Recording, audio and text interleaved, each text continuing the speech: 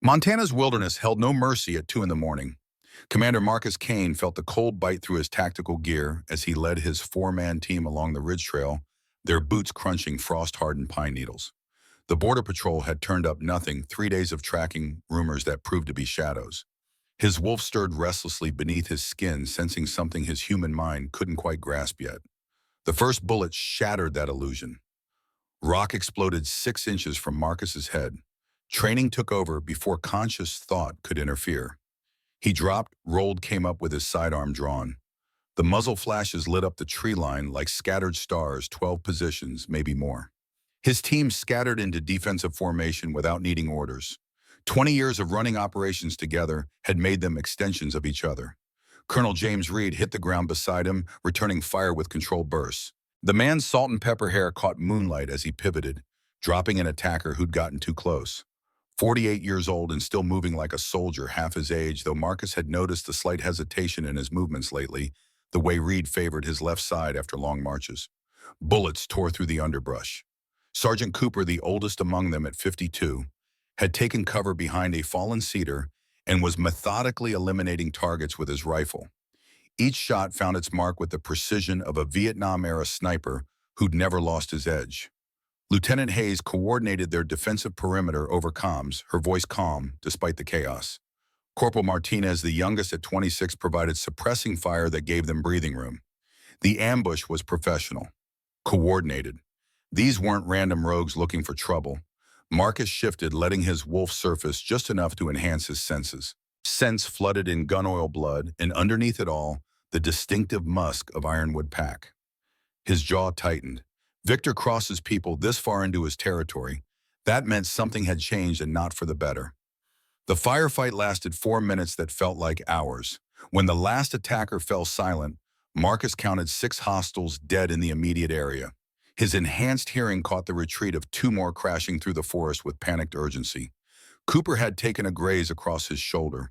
Martinez was bleeding from a cut above his eye. Reed moved stiffly, though he waved off concern with typical stubbornness. One attacker still breathed, clutching a gut wound that would kill him slowly. Marcus approached, weapon trained on the man's head. The fighter couldn't have been more than 30, with Ironwood's triple claw tattoo visible on his neck. Fear and defiance warred in his expression as Marcus crouched beside him. The words came out harsh, pain-edged, but deliberate. "The war is coming. You can't stop it." Marcus kept his voice level, almost gentle. "What war?" Blood bubbled at the corner of the man's mouth. "The last Omega will be the first to fall." The phrase sent ice down Marcus's spine. He leaned closer, trying to keep the dying man conscious long enough for answers.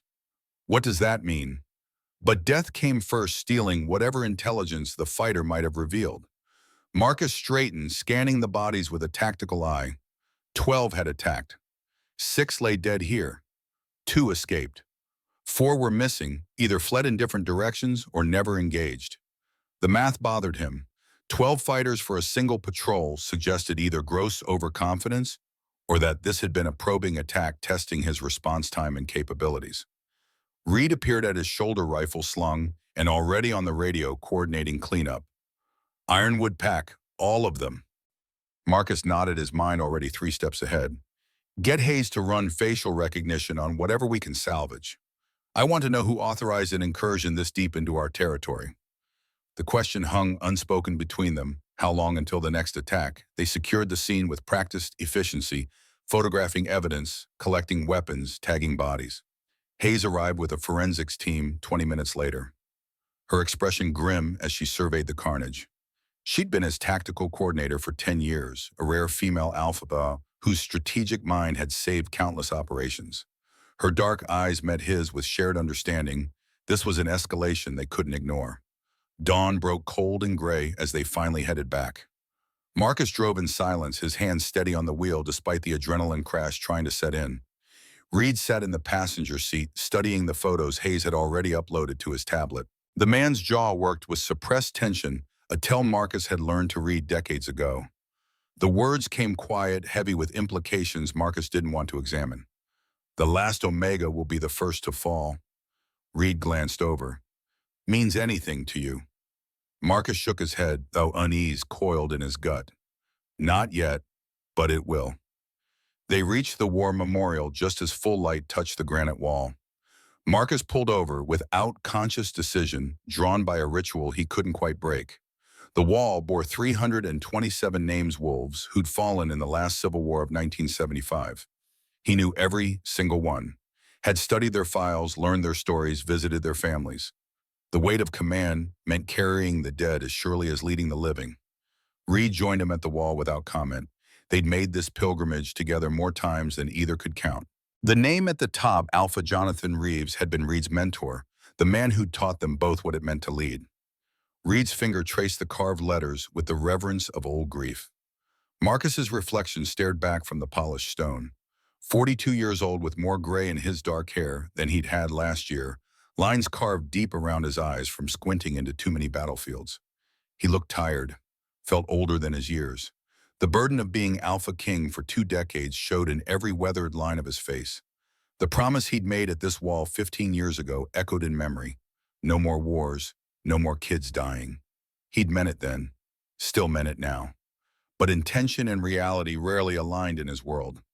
Reed's voice cut through his thoughts, rough with something that might have been fear. If they're coming for true Omegas again. Marcus didn't let him finish. We stopped that practice 40 years ago.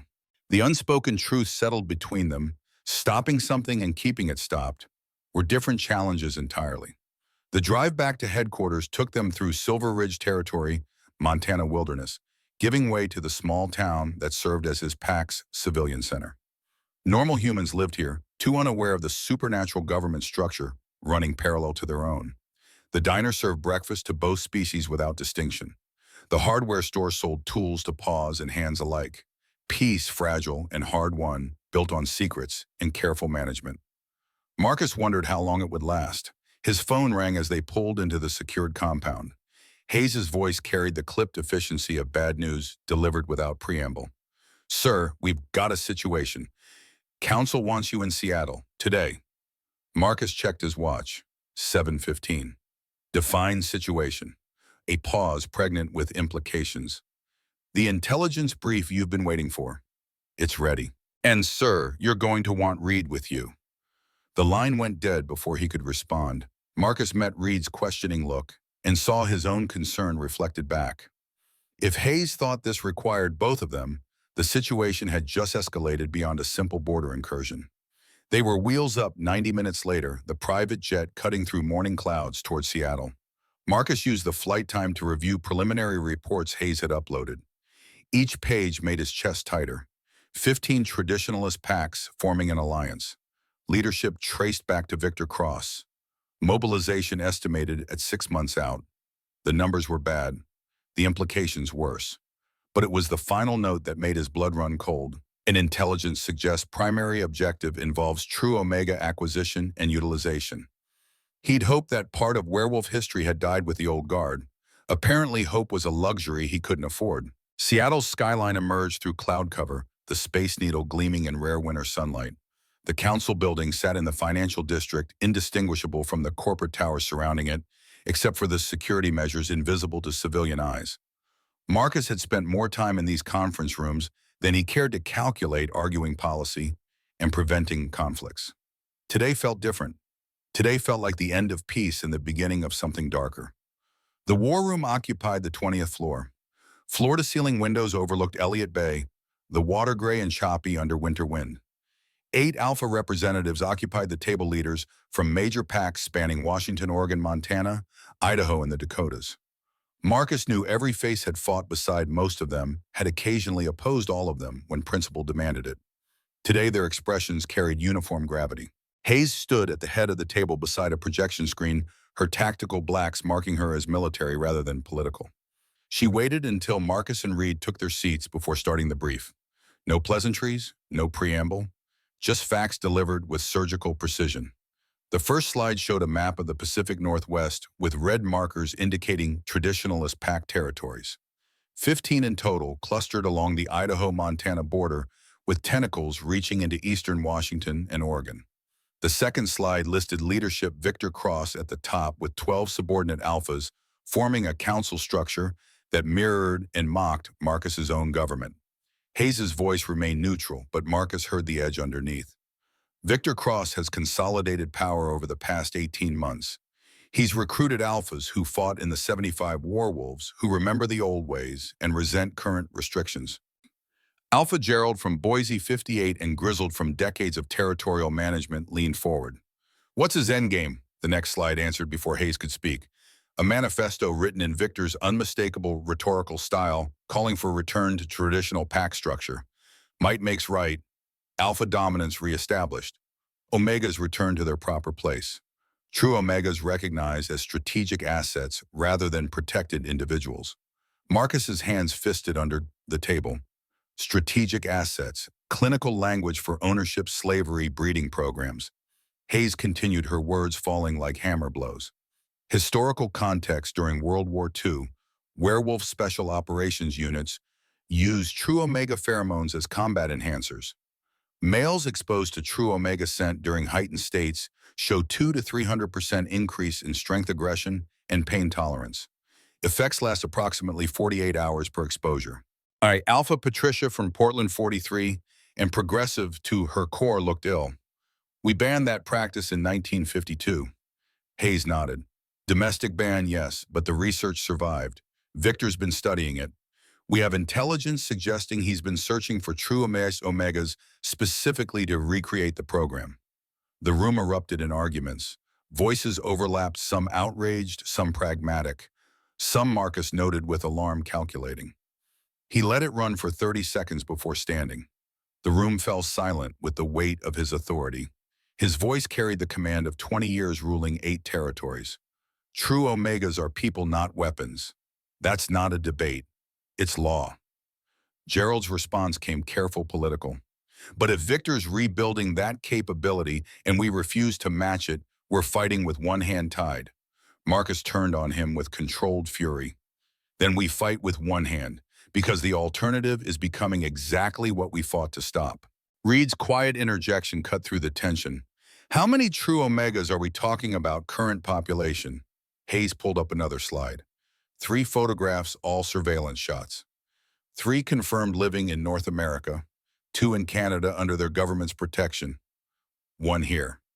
The 3rd photograph showed a woman in her early 30s, dark hair pulled back, moving through what looked like a military installation. The image quality suggested it had been taken without her knowledge from a distance. Marcus studied her face, strong features, guarded expression, the bearing of someone trained in operational security. Hayes continued.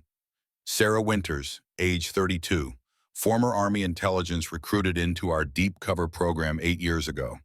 Current assignment monitoring traditionalist cells. She's been operating in Eastern Washington, gathering intelligence on Victor's organization. Alpha Marcus from Idaho frowned. Does Victor know she's true omega? A pause waited with complication. Unknown. She's been using military-grade suppressants, but our analysis suggests those are failing. Organ damage consistent with long-term suppression. She has maybe 6 months before complete breakdown. Marcus processed the implications. An intelligence asset, highly trained, currently embedded in enemy territory, whose biological nature could turn her into Victor's primary target if discovered.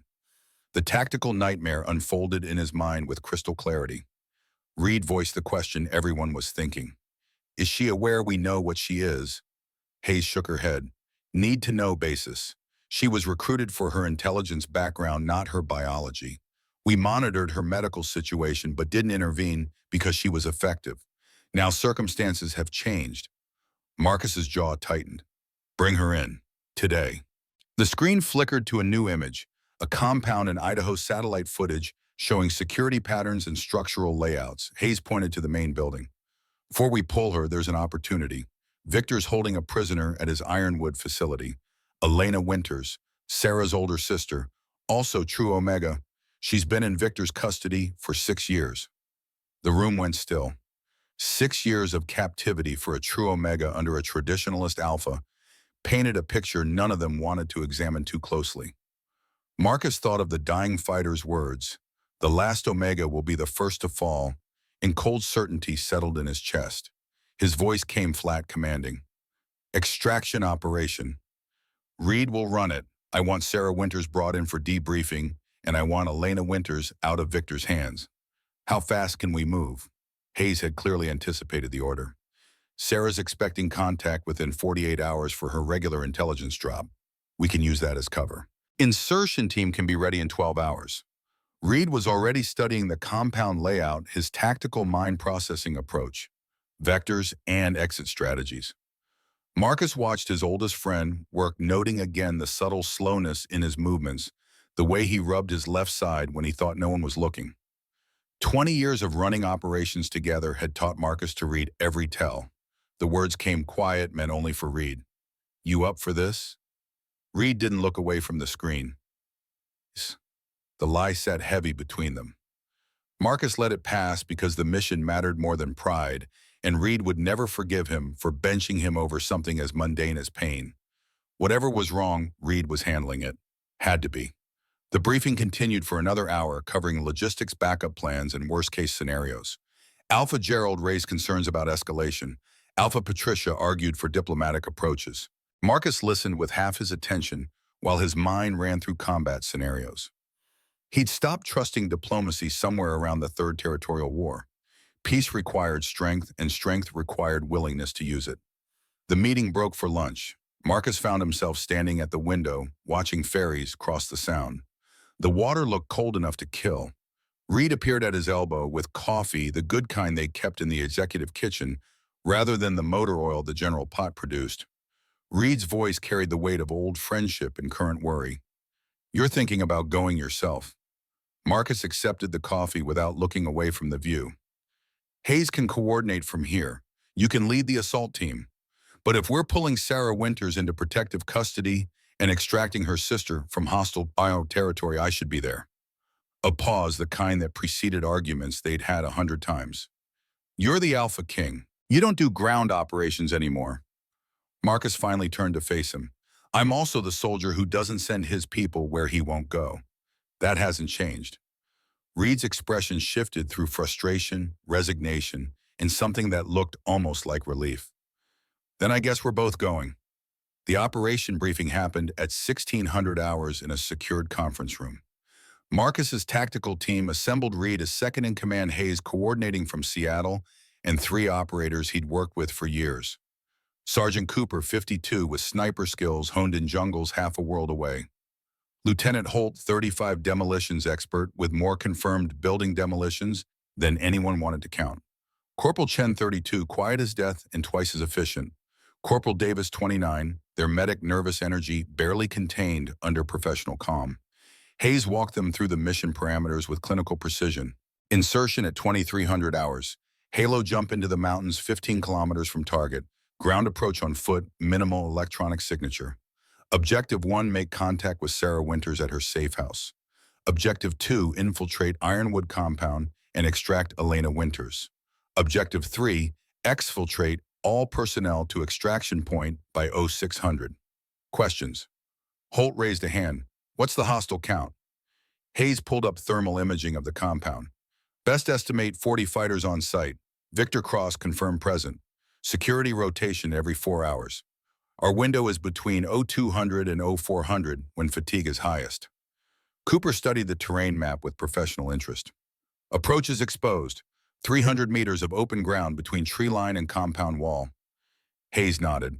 Chen will provide overwatch from the ridge. Suppressed weapons, night vision thermal imaging. If this goes loud, we abort and extract.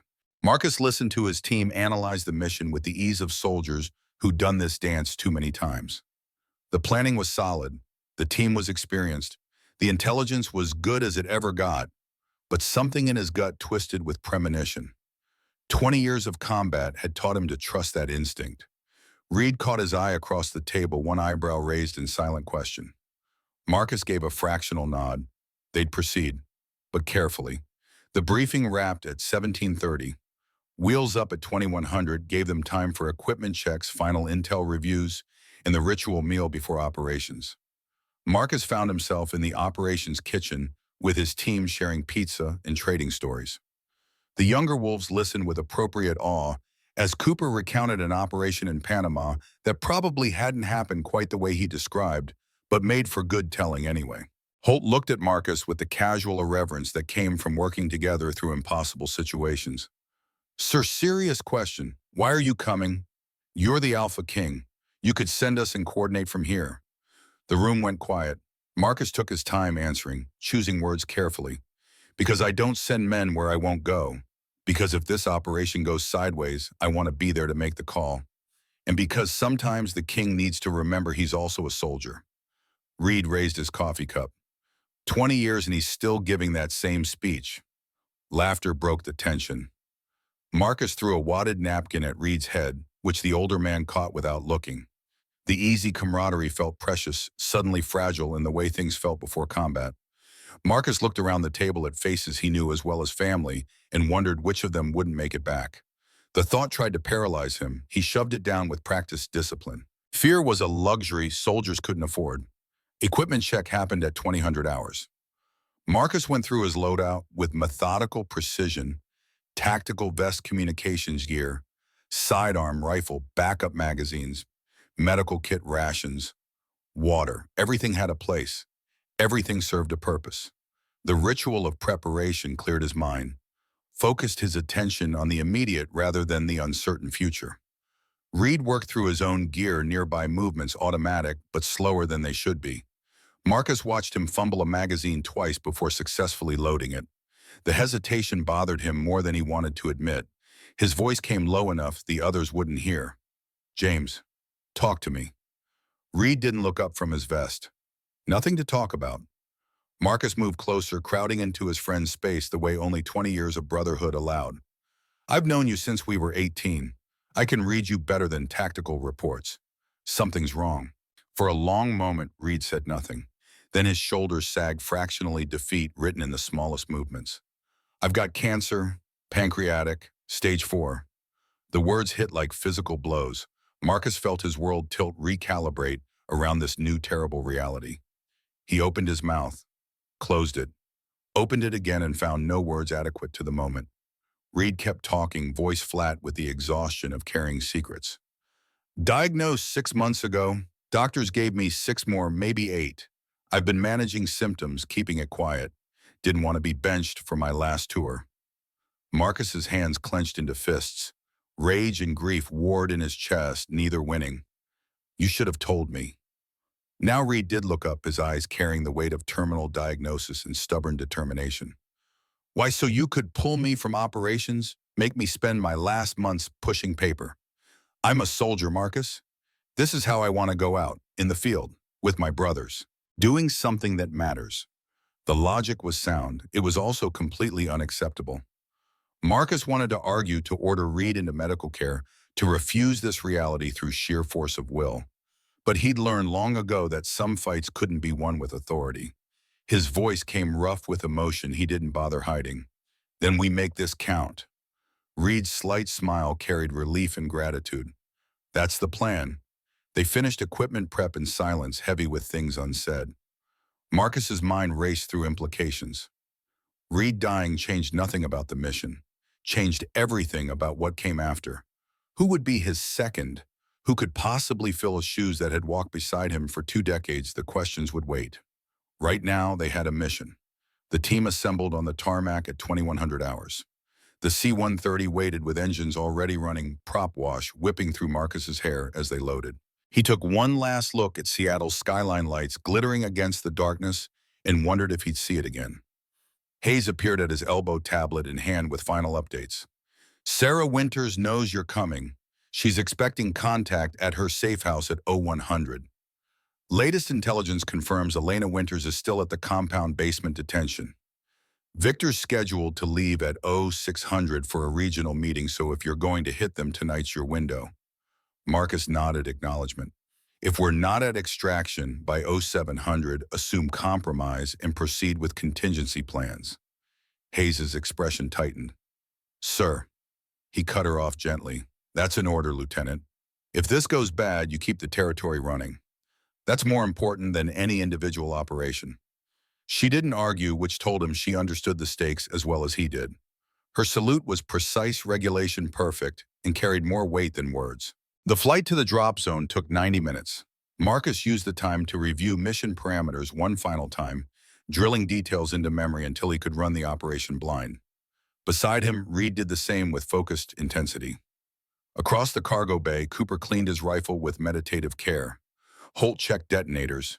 Chen sat perfectly still, conserving energy for the work ahead. Davis organized his medical kit for the third time. At 22:45, the loadmaster signaled 5 minutes to drop. Marcus stood checking his team's equipment with practiced efficiency. Each man got a firm grip on the shoulder, a moment of connection before they threw themselves into darkness. The rear ramp lowered. Cold air screamed into the cabin at 12,000 feet. Montana wilderness stretched below, invisible in the darkness, except where moonlight caught on snow. Marcus adjusted his oxygen mask, checked his altimeter, and stepped to the edge. Reed appeared beside him. No words necessary. They'd done this together more times than either could count. The green light flashed. Marcus threw himself into the night. Free fall lasted 40 seconds of pure silence and rushing air. Marcus tracked his altitude, watching numbers spiral down 10,000, 8,000, 6,000. At 4,000 feet, he pulled his chute. The canopy deployed with familiar violence, jerking him from free fall to controlled descent. His team materialized around him, 5 chutes gliding through darkness toward the designated landing zone. They touched down in a clearing 3 kilometers from Sarah's safe house. Chutes were buried within minutes. The team moved out in tactical formation, weapons ready, senses alert for any sign they'd been detected. The forest closed around them like a living thing, pine scent thick in the cold air. Marcus let his wolf surface enough to enhance his senses. Sound crystallized wind through branches, small animals moving through underbrush, the synchronized breathing of his team. Scent painted the world in chemical signatures, pine sap, decaying leaves, and underneath it all, no trace of other wolves. They were alone. The safe house appeared through the trees at 057, a cabin built to look abandoned, but reinforced with materials that would stop small arms fire. A single light burned in the window, the prearranged signal that Sarah was present and uncompromised. Marcus signaled his team into perimeter positions and approached the front door alone. His knock 3 quick 2, slow 3 quick identified him before he spoke. The door opened immediately.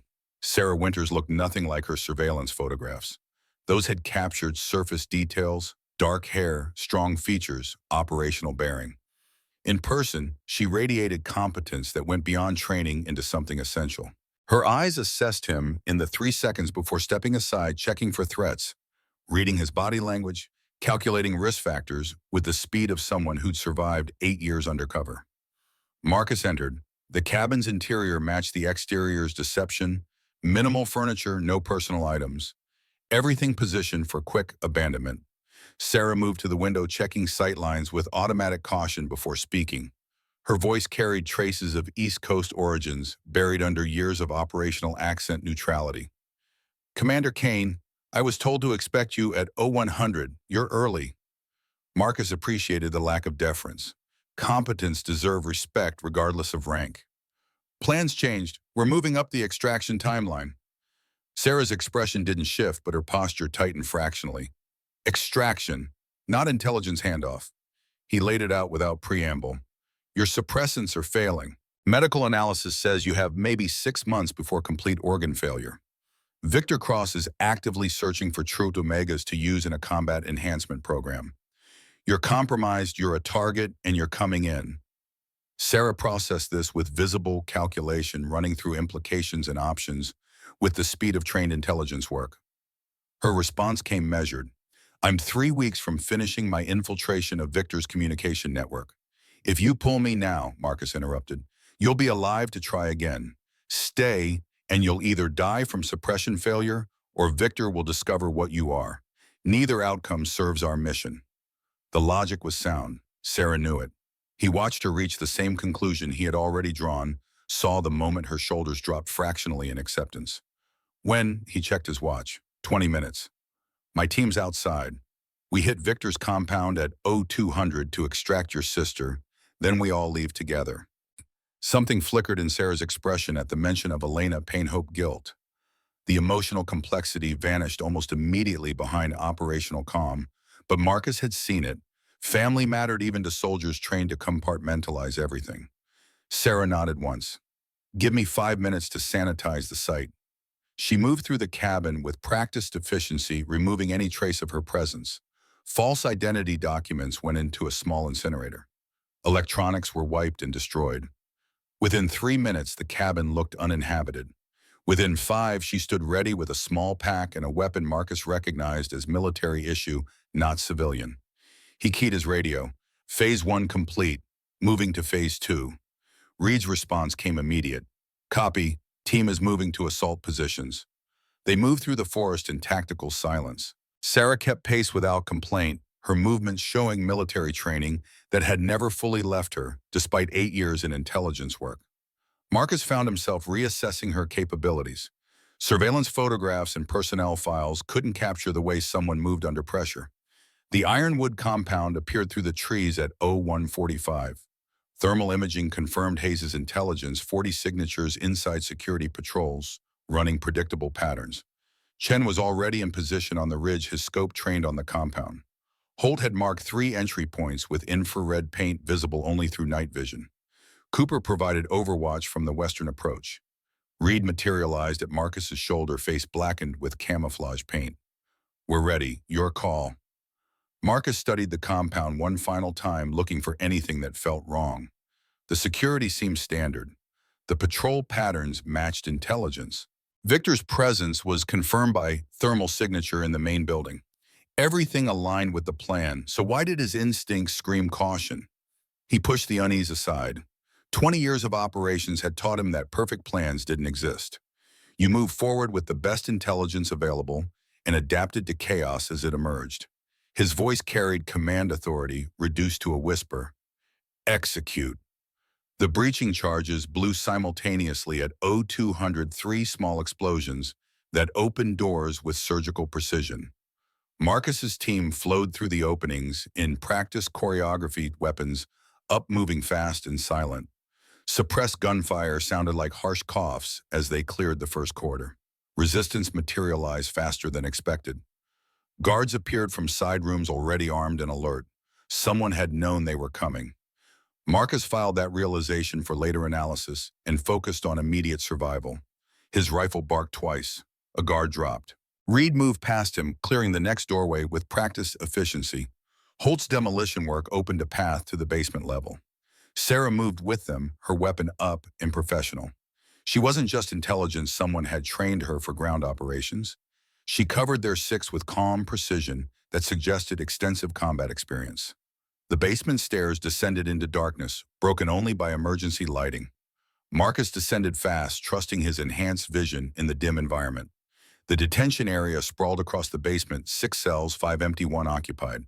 Elena Winters looked like a ghost.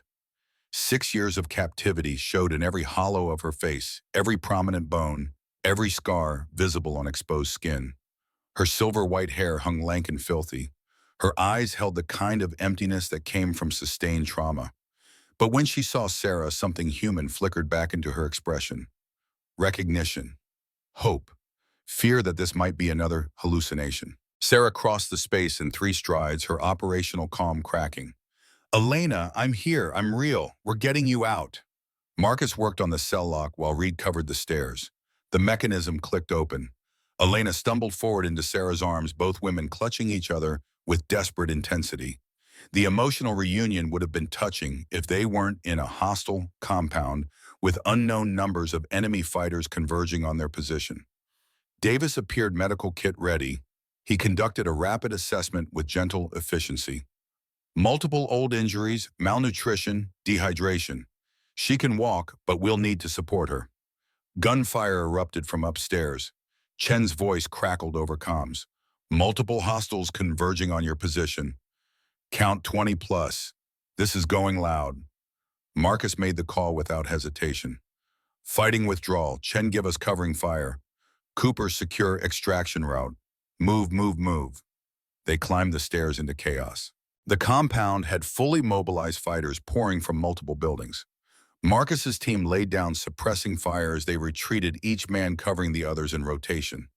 Sarah supported Elena with Davis's help, moving as fast as the weakened woman could manage. Holt set charges on their exit route, creating obstacles that slowed pursuit. Cooper's rifle sang from overwatch, each shot dropping an enemy fighter with mechanical precision. Chen's voice maintained steady updates on hostile positions and numbers. They reached the tree line with 40 meters of open ground left to cross. Marcus counted 5 hostile fighters between them and cover, probably more moving into position. The math was bad. Reed stepped forward, weapon up. I'll hold them. Get her out. Marcus's response came automatic command authority and personal desperation mixing. Negative, we go together. Reed turned and Marcus saw resignation in his friend's face. Brother, I'm dead anyway. 6 months, remember, let me choose how. The words from earlier came back with crushing weight. Let me go out fighting, with my brothers, doing something that matters. Marcus wanted to argue, wanted to order Reed back, wanted to refuse this reality with every fiber of his being. But 20 years of brotherhood meant understanding when argument would only waste the time Reed was buying them. His hand found Reed's shoulder squeezed once with all the words they'd never say. Tell them I died well. Reed's smile carried peace Marcus envied. Always do. Then Reed was moving, providing covering fire that drew enemy attention and gave them space to run. Marcus grabbed Elena's other arm and hauled her toward the tree line with Sarah. Behind them, Reed's weapon fired steadily, methodically. A one-man army holding a corridor through sheer skill and determination. They reached cover.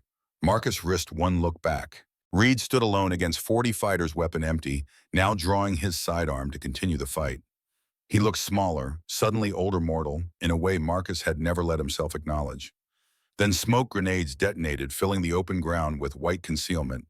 Reed's voice came over comms one last time, calm and steady. Get them home, Marcus. That's an order. The channel went silent. Marcus heard the gunfire continue for another 30 seconds. Heard it intensify.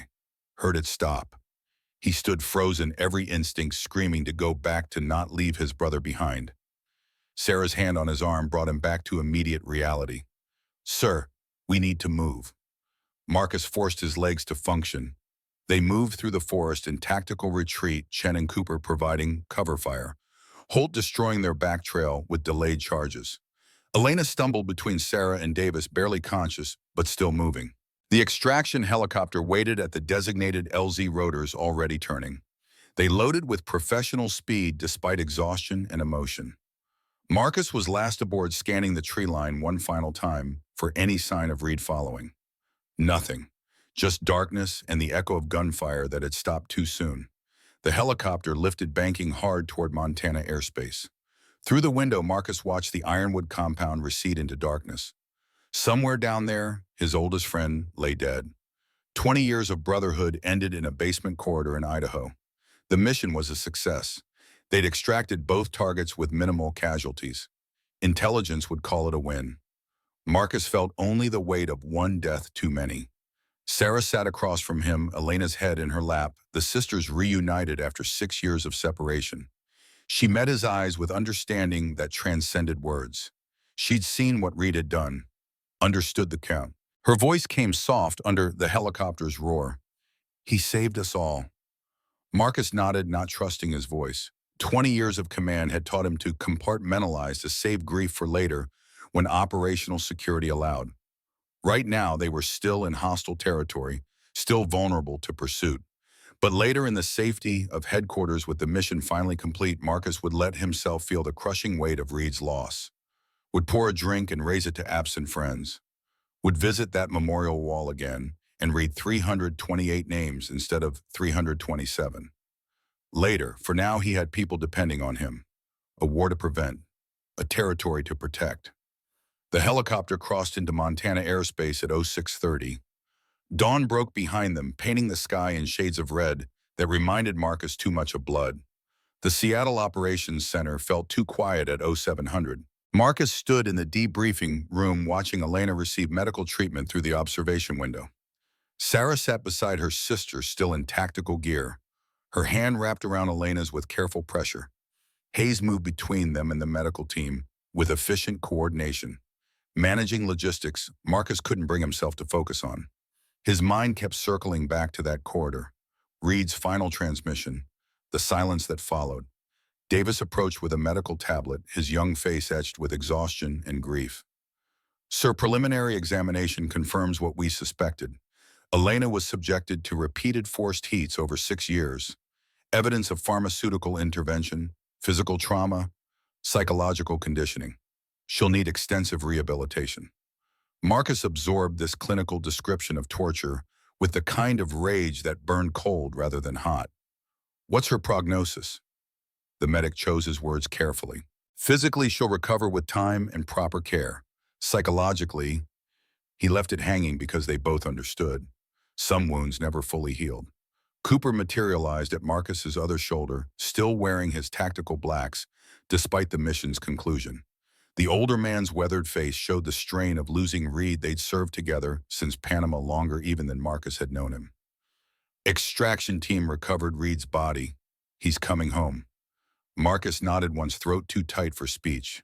At least Reed would rest at that memorial wall with the other fallen. At least there would be a grau to visit. Hayes appeared with a secure tablet. Sir, we've got movement.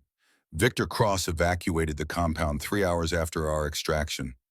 Current whereabouts unknown, but satellite imagery shows convoy activity heading east into Montana. The tactical implications cut through Marcus's grief with cold clarity. He's not retreating. He's repositioning. Hayes pulled up satellite feeds showing multiple convoy routes converging toward the Idaho-Montana border. Intelligence suggests rendezvous with other traditionalist forces. Sir, I think they're accelerating their timeline. Marcus studied the patterns with 20 years of strategic experience. He knows we have Elena, knows we extracted a true Omega from his facility. He's moving before we can leverage that intelligence. Cooper leaned closer to the screen. Those convoy positions put them within striking distance of Portland Pack territory by tomorrow night. The pieces assembled into a picture Marcus didn't want to see. He's going to hit someone, make a statement, show the other packs he's serious. Hayes's fingers flew across the tablet, pulling up defensive positions and force readiness reports. Portland Pack has 200 fighters. If Victor brings his full force, Marcus cut her off. Get me Alpha Patricia on secure comms, now.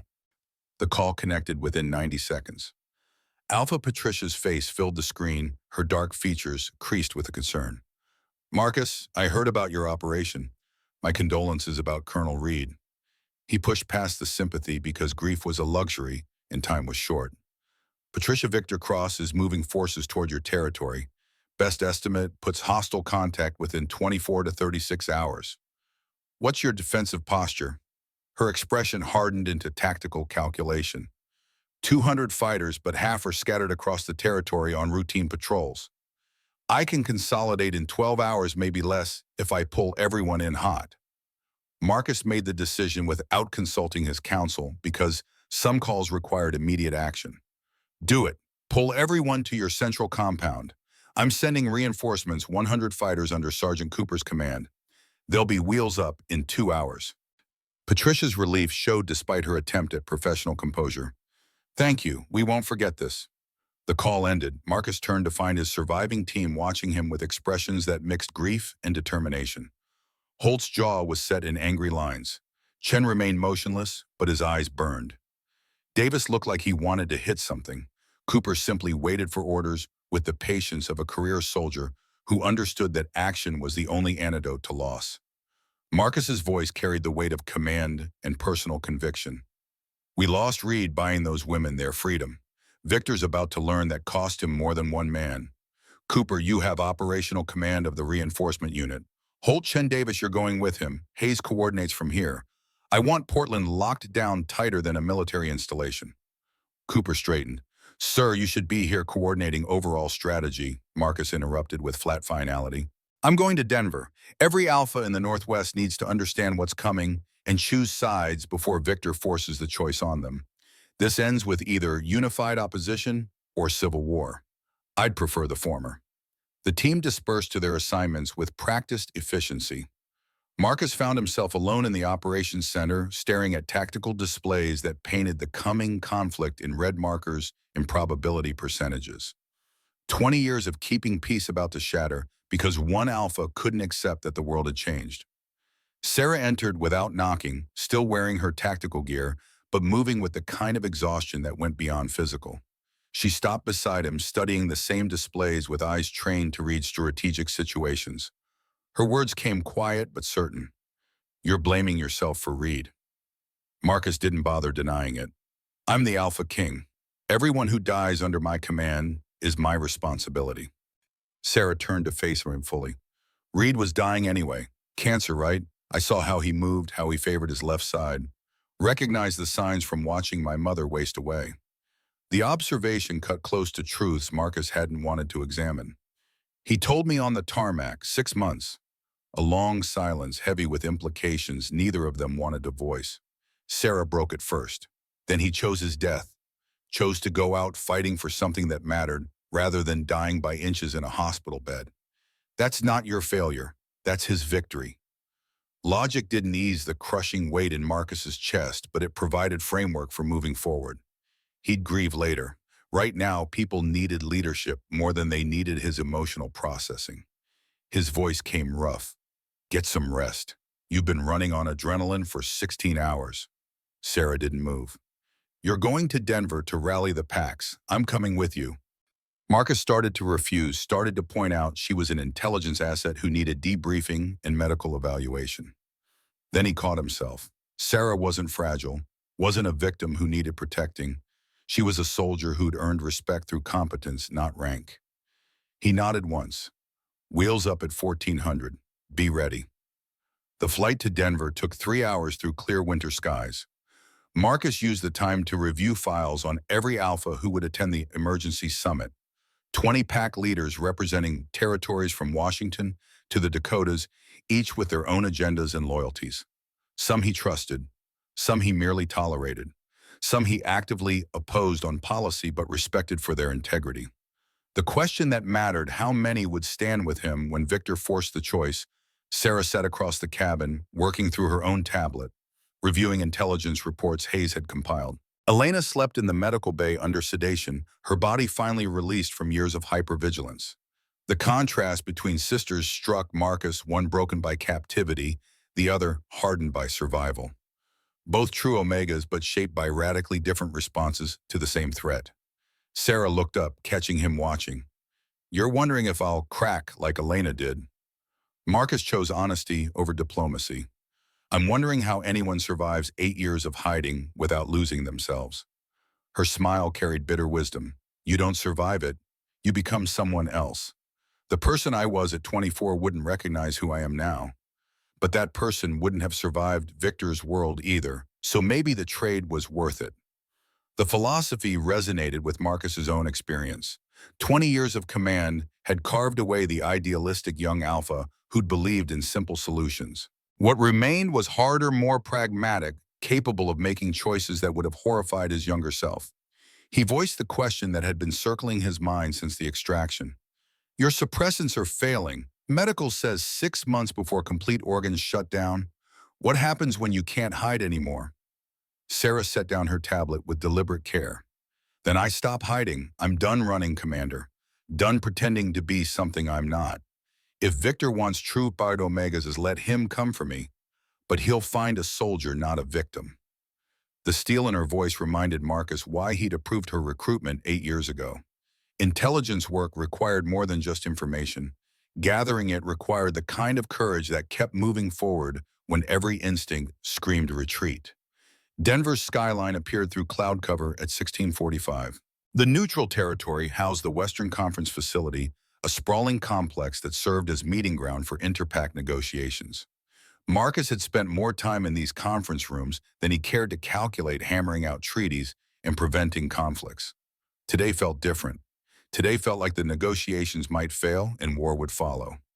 The main conference hall occupied the central building's top floor.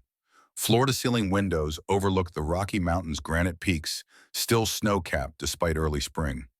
20 Alphas occupied seats around the massive table, faces Marcus knew, respected, occasionally opposed. The age range spanned from 35 to 70, representing different generations and philosophies of pack leadership.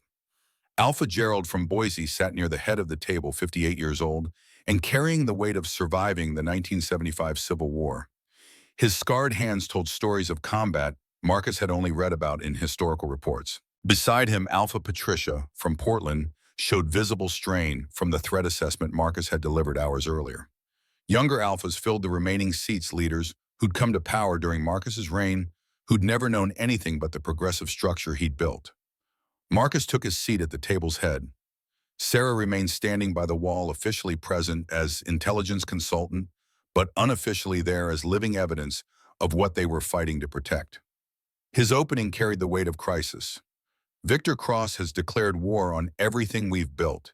He's mobilizing 15 traditionalist packs with the explicit goal of overthrowing progressive government and returning to pre-1975 power structures.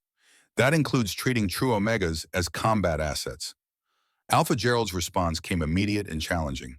You extracted one of his prisoners, conducted a military operation on his territory without council approval. Some would say you started this war. Marcus met his gaze without flinching. He was torturing a woman for 6 years, using her biology as a weapon. I ended that. If that's an act of war, I'll own it. Alpha Robert from Wyoming 43, and pragmatic to his core, leaned forward. What's the strategic picture numbers capabilities timeline? Hayes stepped forward with her tablet projecting force assessments onto the room's main display. Victor's coalition represents 600 trained fighters.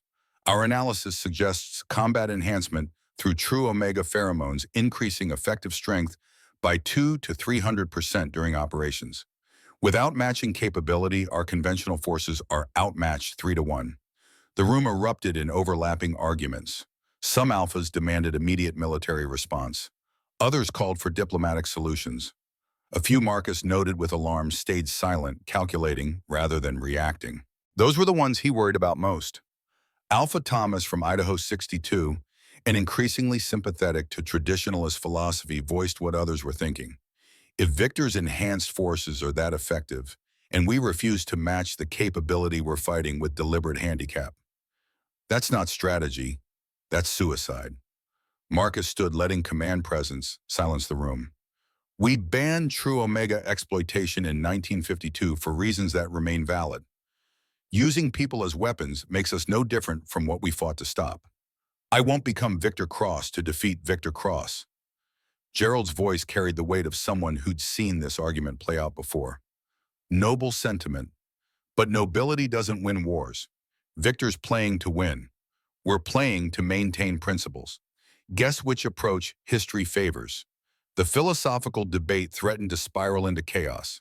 Marcus needed to redirect focus toward actionable intelligence rather than abstract ethics. Victor's forces are moving toward Portland, estimated contact within 24 hours. I've sent reinforcements, but this is just the opening move. He's testing our response time and unity. The real question is when he hits Portland, do we respond together or individually? Alpha Michael from Oregon 38, and progressive to his core, stood with visible anger. Portland Pack has been our ally for 3 decades. If we don't defend them, what message does that send? Thomas countered immediately. That we're not willing to commit to someone else's fight. Portland's territory, Portland's problem. Marcus watched the room divide along predictable lines. Younger alphas supported immediate unified response. Older alphas counseled caution and measured action. The middle ground, the 8 alphas who could swing either direction, remained carefully neutral, waiting to see which way momentum moved. Sarah's voice cut through the debate with unexpected authority. You're all asking the wrong question. The room fell silent. 20 alphas turned to stare at the woman who'd spoken without invitation. Marcus should have shut her down for protocol violation. Instead, he gestured for her to continue. Sarah moved to the display, pulling up intelligence Hayes had compiled. You're debating whether to defend Portland. Victor's already planning 3 moves ahead. Portland's not his real target. It's a test. He hits them, measures your response time and commitment level. If you rush to defend, he's learned your force projection capabilities. If you hesitate, he's identified weakness in your alliance structure. Either way, he's gathering intelligence for the real attack. Alpha Gerald studied her with renewed interest. And what's the real target? Sarah pulled up a map of the Western Territories. Washington, D.C. 3 weeks from now, you're all scheduled for the annual council summit. Every major alpha in one location. Victor takes that, building kills or captures leadership, the entire progressive structure collapses. The implications hit like physical blows. Marcus felt his strategic assessment recalibrate around this new framework. Sarah was right, Portland was misdirection. The real objective was decapitation strike against leadership. Alpha Patricia found her voice first. So we cancel the summit, refuse to gather in one vulnerable location. Sarah shook her head. That's what he wants. You cancel, you're admitting fear, admitting his tactics work. You show weakness, Morpak's defect to his side. Within 6 months, he's picked apart your alliance through strategic pressure without firing another shot. Thomas leaned back with grudging respect. So we're damned if we defend Portland, damned if we don't, and damned if we cancel the summit. Excellent tactical position. Marcus reclaimed control of the briefing. Sarah's intelligence background gives her perspective we need. The solution isn't avoiding Victor's traps, it's turning them against him. We defend Portland with measured response that doesn't expose our full capabilities. We maintain the DC summit, but with security protocols that turn it into a trap for anyone who attacks. And we go on offense, hitting his supply lines and recruitment efforts while he's focused on conventional operations. The strategy unfolded with the clarity of good planning meeting actual intelligence. Marcus watched the room's atmosphere shift from defensive panic to calculated aggression. This was what leadership required, taking chaos and giving it structure, turning fear into purposeful action. Alpha Michael voiced the question everyone was considering. You mentioned going on offense. What exactly does that mean? Marcus pulled up satellite imagery of traditionalist territory. Victor's coalition depends on centralized command structure. He coordinates everything, personally doesn't trust his subordinates enough to delegate. We hit his command centers, disrupt communications, force him to react rather than act. Make him fight in our war, not his. Holt's report from the morning provided critical intelligence. We identified 3 key facilities during yesterday's operation.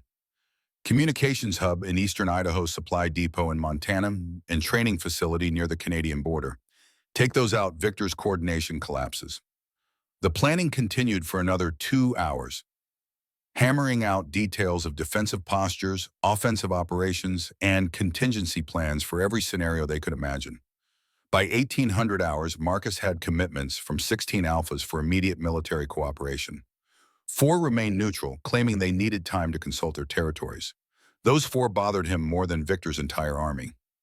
The summit broke for dinner. Marcus found himself at the window watching sunset paint the mountains in orange and purple. Sarah appeared beside him with 2 glasses of whiskey, offering one without comment. He accepted, appreciating the gesture. You took a risk, speaking up without invitation. Sarah sipped her drink. Seemed like you needed someone to cut through the political posturing and focus on actual tactics. Marcus smiled despite the day's wait. 8 years in intelligence taught you to read rooms better than most career politicians. They stood in companionable silence, watching darkness claim the mountains. Reed would have enjoyed this view, would have made some comment about mountains being easier to manage than alphas. The phantom ache of his absence sat heavy in Marcus's chest. Sarah's voice came quiet. You're thinking about Colonel Reed. Marcus didn't deny it. 20 years of running operations together. I keep expecting him to appear with tactical suggestions or dark humor about our situation. The silence is... He trailed off because words failed to capture the specific emptiness of losing someone who'd been constant presence for 2 decades. Sarah's hand found his shoulder with surprising gentleness. The people we lose don't leave us. They become part of how we think, how we act, how we lead. Reed's still with you, just in different form. The philosophy provided small comfort, but Marcus accepted that grief had no timeline, no convenient resolution. He'd carry Reed's absence like he carried the weight of every other fallen soldier as a reminder of what was at stake and why the fight mattered. His phone buzzed with the incoming transmission. Hayes's voice carried urgent tension. Sir, Portland's under attack. Victor hit them 30 minutes ago with overwhelming force. They need help now. Marcus was moving before conscious thought could intervene. Cooper status. The sergeant's response came punctuated by weapons fire. We're engaged. Enemy force approximately 200 fighters. Their enhanced strength, speed, aggression all elevated. Sir, they're not just fighting, they're slaughtering. Marcus reached the operations center at dead run, Sarah matching his pace. The tactical displays showed Portland compounds surrounded by red hostile markers. Cooper's defensive positions formed a contracting perimeter as overwhelming numbers pressed from all sides. Casualty reports scrolled past 15 friendly killed in the first 10 minutes of contact. Alpha Patricia's face appeared on screen, blood running from a cut above her eye. Marcus, they're killing civilians. Women, children, non-combatants. This isn't combat. This is genocide. The word hit with crushing accuracy. Victor wasn't just attacking military targets. He was making a statement written in innocent blood. Marcus made decisions with the cold clarity of someone who'd commanded through 3 wars. All available forces converge on Portland. I want air support, ground reinforcements, every asset we can deploy in the next 60 minutes, and get me a direct channel to Victor Cross. Hayes worked her board with frantic efficiency. Sir, direct communication might be compromised. Marcus cut her off. I don't care. Open a channel on every frequency Victor monitors. I want him to hear this. The channel opened with burst of static. Marcus didn't wait for confirmation of receipt. Victor Cross, this is AlphaKing Marcus Kane. You want war. You have it. But touch another civilian and I will personally ensure you die screaming. This is your only warning. He cut the transmission before Victor could respond. Sarah stood beside him, her expression unreadable. You just declared war before Congress approved military action. Marcus met her gaze without apology. I declared war the moment Victor started killing children. Congress can ratify it later. The operations center exploded into controlled chaos. Hayes coordinated air support. Holt organized ground assault teams. Chen deployed with sniper units to provide long-range support. Every resource Marcus commanded flowed toward Portland with single-minded purpose. But even moving at maximum speed, reinforcements wouldn't arrive for 90 minutes. Cooper and his team were alone, outnumbered, fighting a delaying action against enhanced forces that showed no mercy. Marcus watched the tactical display with helpless fury. This was command's worst nightmare, sending people to day and being unable to change the outcome, only observe it. The casualty count climbed 23, 31, 47. Each number represented someone who trusted him to lead them well. Cooper's voice came over comms, calm, despite audible combat in the background. Sir, we're not going to hold. Enemies pushing into the compound. Civilians are scattered across the complex. We need extraction for non-combatants. Marcus checked distances, response times, and came up with impossible math. Extraction birds are 40 minutes out. A long pause, weapons fire, screaming. Cooper's response came steady despite the chaos. Then we buy 40 minutes. The channel went to tactical traffic, short, sharp commands between Cooper and his team as they organized falling back defense, using every trick accumulated over decades of combat experience. Marcus listened with clenched fists, unable to do anything except bear witness. Sarah touched his arm. There's another option. He turned to find her watching the display with calculating intensity. If Victor's forces are enhanced through true Omega pheromones, and I'm a true Omega without suppressants, my scent could affect the battlefield. Marcus understood immediately and rejected it just as fast. No, absolutely not. Sarah's voice remained clinically calm. My scent would enhance friendly forces while disrupting enemy coordination. Their fighters are artificially enhanced, addicted to pheromone exposure. Sudden flood of natural source would overwhelm their systems, make them irrational and aggressive toward each other, rather than focused on objectives. The tactical logic was sound. It was also completely unacceptable. You'd be painting a target on yourself. Every enhanced fighter would converge on your position. Sarah met his objections with unflinching resolve. Then use me as bait. Draw them to a kill zone where you can eliminate them efficiently. I'm a soldier commander. Let me do my job. Marcus wanted to refuse, wanted to find any other solution that didn't involve using Sarah as weapon and target simultaneously. But the casualty count kept climbing 53, 59, 64, and Cooper's team couldn't hold much longer without intervention. He made the call that would haunt him regardless of outcome. Hayes prep a helicopter. Sarah's flying to Portland with minimal security detail. She maintains position on the compound's north ridge upwind of enemy forces. The moment her scent hits their lines, our forces execute tactical withdrawal to secondary positions. We let Victor's enhanced fighters converge on her location, then hit them with everything we have. Sarah nodded once, already moving toward the helicopter bay. Marcus caught her arm. This is voluntary. You can refuse. Her smile carried grim certainty. I've been hiding 8 years, running from what I am. Time to make it count for something. She was gone before Marcus could find words adequate to the moment. He returned to the tactical display, watching Cooper's perimeter contract further. 67 casualties. 71. The numbers climbed with relentless inevitability. Hayes pulled up Sarah's helicopter track. 15 minutes to Portland airspace. Marcus keyed into Cooper's channel. Sergeant help is coming. You just need to hold 10 more minutes. Cooper's response came labored. Copy. We'll be here. The next 10 minutes lasted lifetimes. Marcus watched the tactical display with absolute focus, tracking friendly positions and enemy movements. Victor's forces pressed relentlessly, overwhelming defensive positions through sheer numerical superiority and enhanced capabilities. Cooper's team fought with desperate skill, but skill only delayed the inevitable against impossible odds. Sarah's helicopter appeared on tracking at 9 minutes 40 seconds. Marcus watched its icon move into position on the compound's northern ridge. Hayes confirmed placement over comms. Asset in position, awaiting your order. Marcus took one breath, two, then execute. Sarah's true Omega scent flooded the battlefield, invisible but undeniable. Marcus couldn't sense it through the tactical feeds, but he saw its effect immediately. Enemy forces hesitated mid-assault, their enhanced senses overwhelmed by pheromone source orders of magnitude stronger than anything they'd experienced. Training collapsed. Discipline evaporated. Enhanced fighters turned from organized assault force into mob of individuals fighting to reach Sarah's position. Cooper's voice carried surprise relief. They're breaking off enemies abandoning assault and moving north. Marcus watched red hostile markers converge on Sarah's position with terrifying speed. 200 enhanced fighters, all rational thought burned away by artificially heightened response to true Omega pheromones. Sarah stood alone on that ridge with 3 security personnel against an army. He keyed the strike command. All units execute kill zone protocol. Fire at will. Artillery opened up first precise strikes on the converging enemy formations.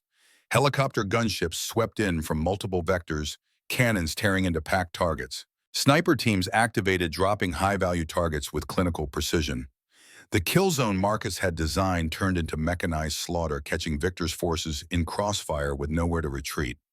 The battle lasted 7 minutes of concentrated violence.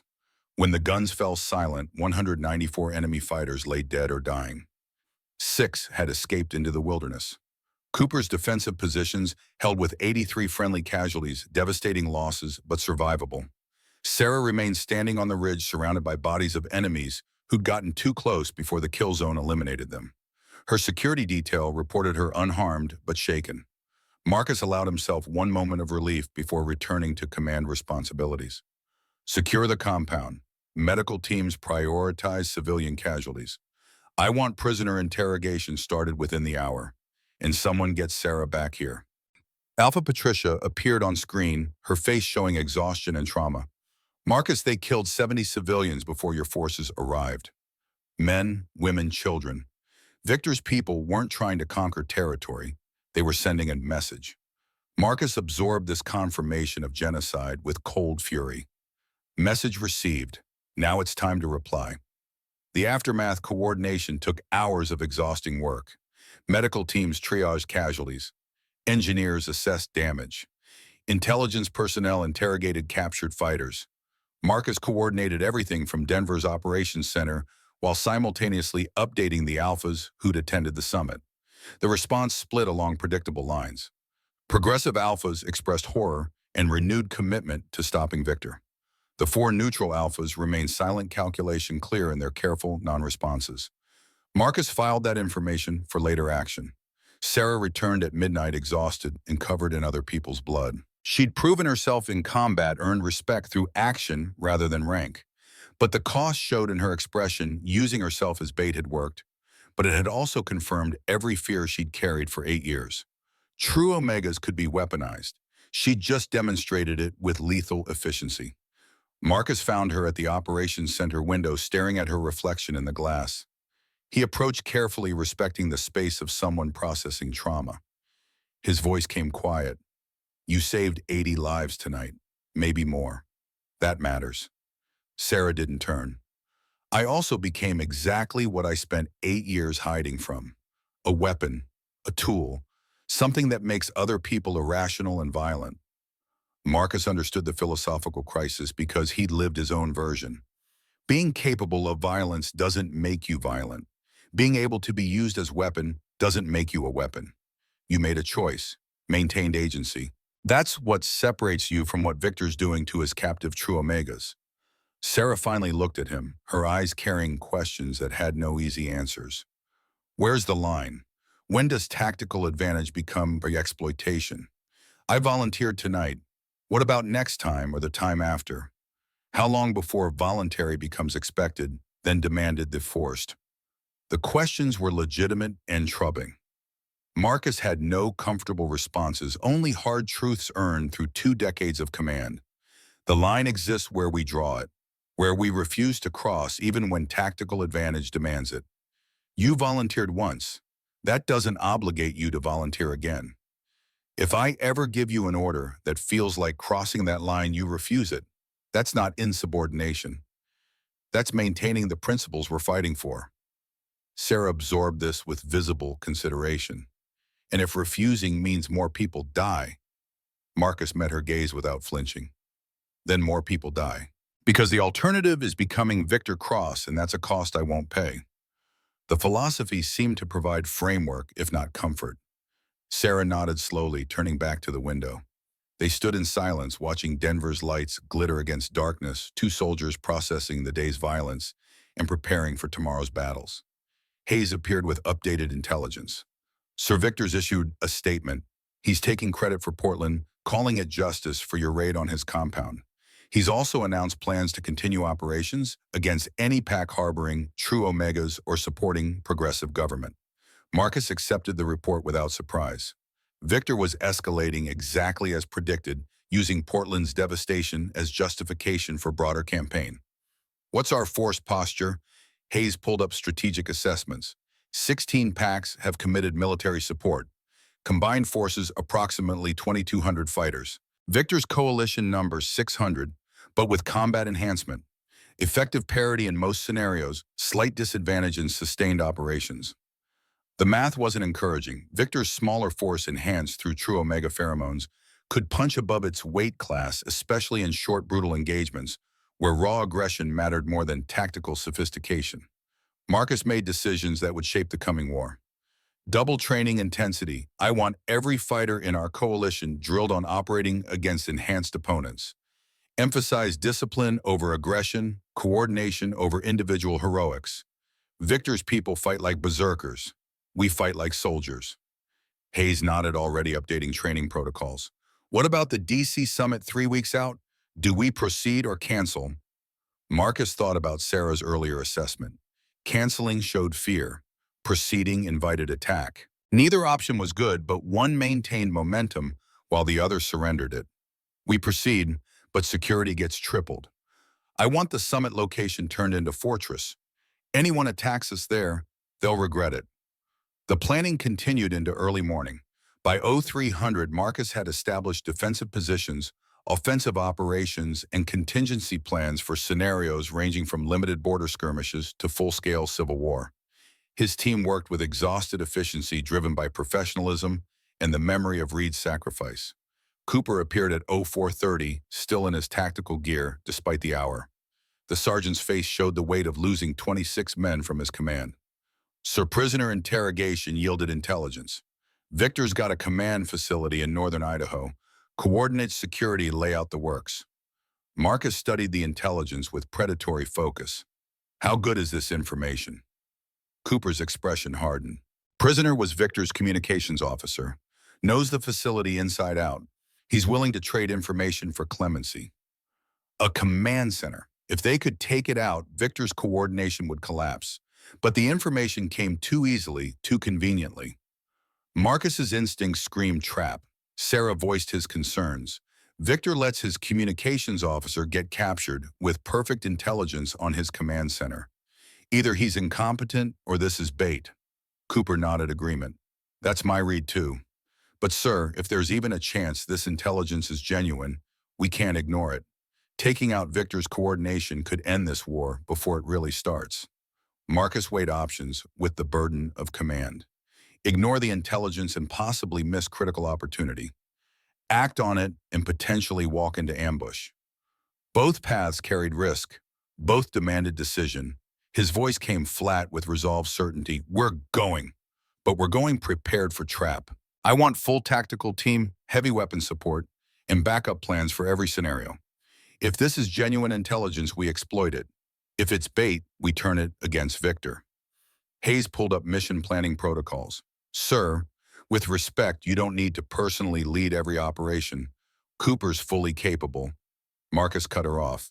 Cooper's capable of running the op. I'm going because if this is trap, I want to be there when it springs. Victor's trying to draw me out. Fine. Let him try. The mission prep consumed the next 18 hours. Marcus assembled his best operators, Chen Holt Davis from the original Portland team, plus Cooper and 15 additional fighters. Sarah insisted on joining over Marcus's objections, her argument simple and irrefutable. If Victor was baiting trap with true Omega intelligence, having an actual true Omega on the team provided tactical options. They deployed at 2200 hours helicopter insertion to the Idaho wilderness. The target facility sat in a valley surrounded by dense forest satellite imagery, showing minimal security presence. Everything about it screamed trap, which meant they approached with maximum caution and minimum expectations. The team moved through darkness with practiced silence. Chen took overwatch position on the ridgeline. Holt prepared breaching charges. Davis positioned his medical station at the fallback point. Cooper coordinated team movements with efficient hand signals. Marcus studied the facility through night vision. 2 guards visible at the main entrance. Thermal imaging showed maybe 6 additional signatures inside. The numbers were wrong, too few for command center, too many for abandoned facility. Sarah crouched beside him, her enhanced senses providing information technology couldn't. I smell wolf's bane and silver, military-grade quantities. This isn't a trap for normal wolves. Marcus processed that intelligence with growing certainty. Wolf's bane and silver meant anti-werewolf weapons. Victor wasn't just setting ambush. He was setting one specifically designed to neutralize supernatural advantages. His hand went to his radio. All teams, this is actual. Mission is compromised. Execute fallback to extraction point. The facility exploded before anyone could move. Not one explosion, but dozens shaped charges detonating in coordinated sequence that turned the entire valley into kill zone. Trees vaporized. Ground erupted. The concussive force threw Marcus 20 feet backward, slamming him into a boulder that knocked the breath from his lungs. His vision swam. Ears rang. Training took over. Check for injuries. Locate team. Assess threats. He rolled to his feet, weapon up, searching for targets through smoke and debris. Victor Cross's voice boomed across the valley, amplified through speakers Marcus hadn't detected. Welcome, AlphaKing. I've been expecting you. Smoke choked the valley like poison. Marcus hauled himself upright, ears still ringing from the coordinated detonations that had turned their approach route into a crater-pocked wasteland. His team scattered across the blast zone, some moving, some frighteningly still. Chen's overwatch position had taken a direct hit from something heavy. The ridge collapsed into rubble. Holt lay 30 meters away, his body twisted at angles that suggested broken bones. Davis crawled toward the nearest wounded, his medical training overriding self-preservation. Cooper appeared through the smoke, blood streaming from a scalp wound, but still functional. His voice came distant and muffled through damaged hearing. Sir, we're exposed. Need to move now. Marcus counted bodies through the case. 15 operators deployed, 7 moving, 4 down but breathing, 4 not moving at all. The math hit harder than the explosion. He'd walked his people into exactly the trap Sarah had warned about. Victor's amplified voice cut through the ringing in Marcus's ears. I expected better from the legendary AlphaKing. 20 years of command, and you walk into obvious bait. Disappointing. Muzzle flashes erupted from the tree line. Automatic weapons fire tore through the valley from elevated positions Marcus's reconnaissance had completely missed. His tactical assessment recalibrated. This wasn't ambush. This was execution ground, pre-sighted and calibrated for maximum casualties. Sarah materialized beside him, her tactical vest scorched but intact. She moved with the controlled urgency of someone running on adrenaline and training. North Ridge, 50 meters. There's dead ground that'll provide cover. Marcus didn't question her assessment. Cooper fighting withdrawal to North Ridge. Wounded first, then combat effectives. Move. The team executed with desperate precision. Davis and two operators hauled Holt's broken body toward the ridge. Chen emerged from the collapsed overwatch position, limping but carrying his rifle. The four who weren't moving stayed where they'd fallen. Retrieving bodies under fire was tactical suicide. Bullets chewed the ground around Marcus's feet as he provided covering fire.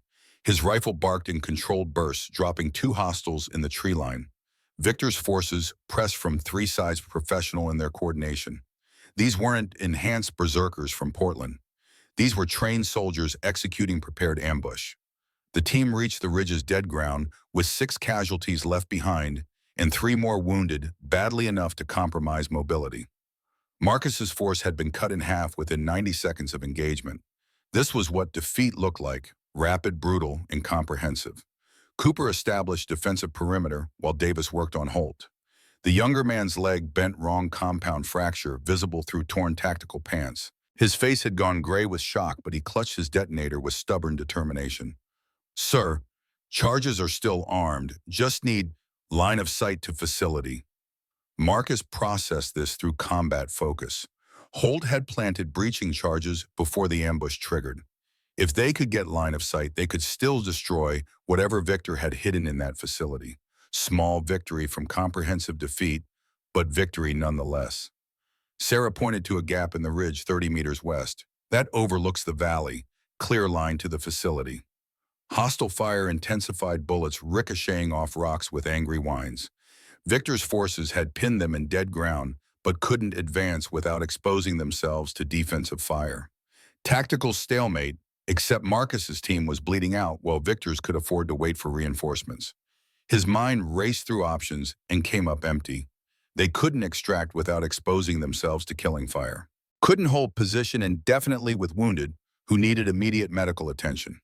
Couldn't advance against superior numbers in prepared positions. Every tactical choice led to more casualties. Sarah's voice cut through his analysis. "Give me 5 minutes with clear line of sight to Victor's positions." Marcus understood immediately and rejected it just as fast. "No, we're not using you as bait again." Her expression hardened with resolve that transcended fear. "It's not bait if it's voluntary.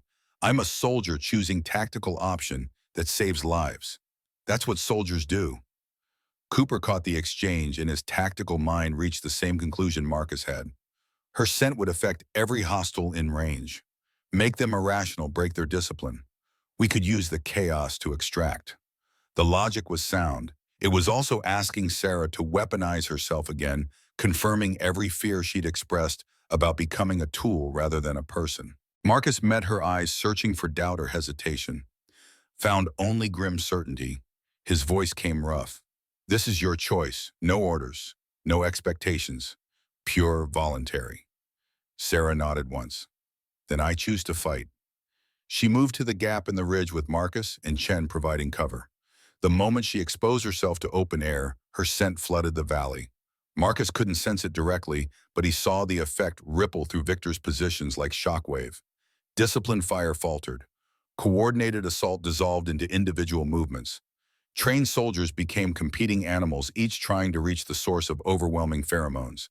Chen's rifle sang, dropping hostiles who broke cover in irrational charges. Marcus fired with mechanical precision, his targets presenting themselves through their own loss of control. The defensive perimeter held against disorganized attacks that would have overwhelmed them if Victor's forces had maintained tactical cohesion. Holt triggered his charges from the dead ground. The facility erupted in secondary explosions that suggested something volatile had been stored inside. Fire bloomed orange against the night sky, casting writhing shadows across the valley. Whatever Victor had hidden there was gone now, destroyed by the very bait he'd set. The explosions provided cover for extraction. Cooper organized withdrawal with practiced efficiency. Wounded moved first under covering fire from combat effectives. Sarah maintained position at the gap, her presence keeping Victor's forces irrational and disorganized. Marcus stayed with her, refusing to leave her exposed while his team withdrew. Helicopter gunships appeared over the northern ridge, Hayes's voice crackling over comms with blessed familiarity. Actual, this is Overwatch. We have your position. Extraction birds inbound. 60 seconds.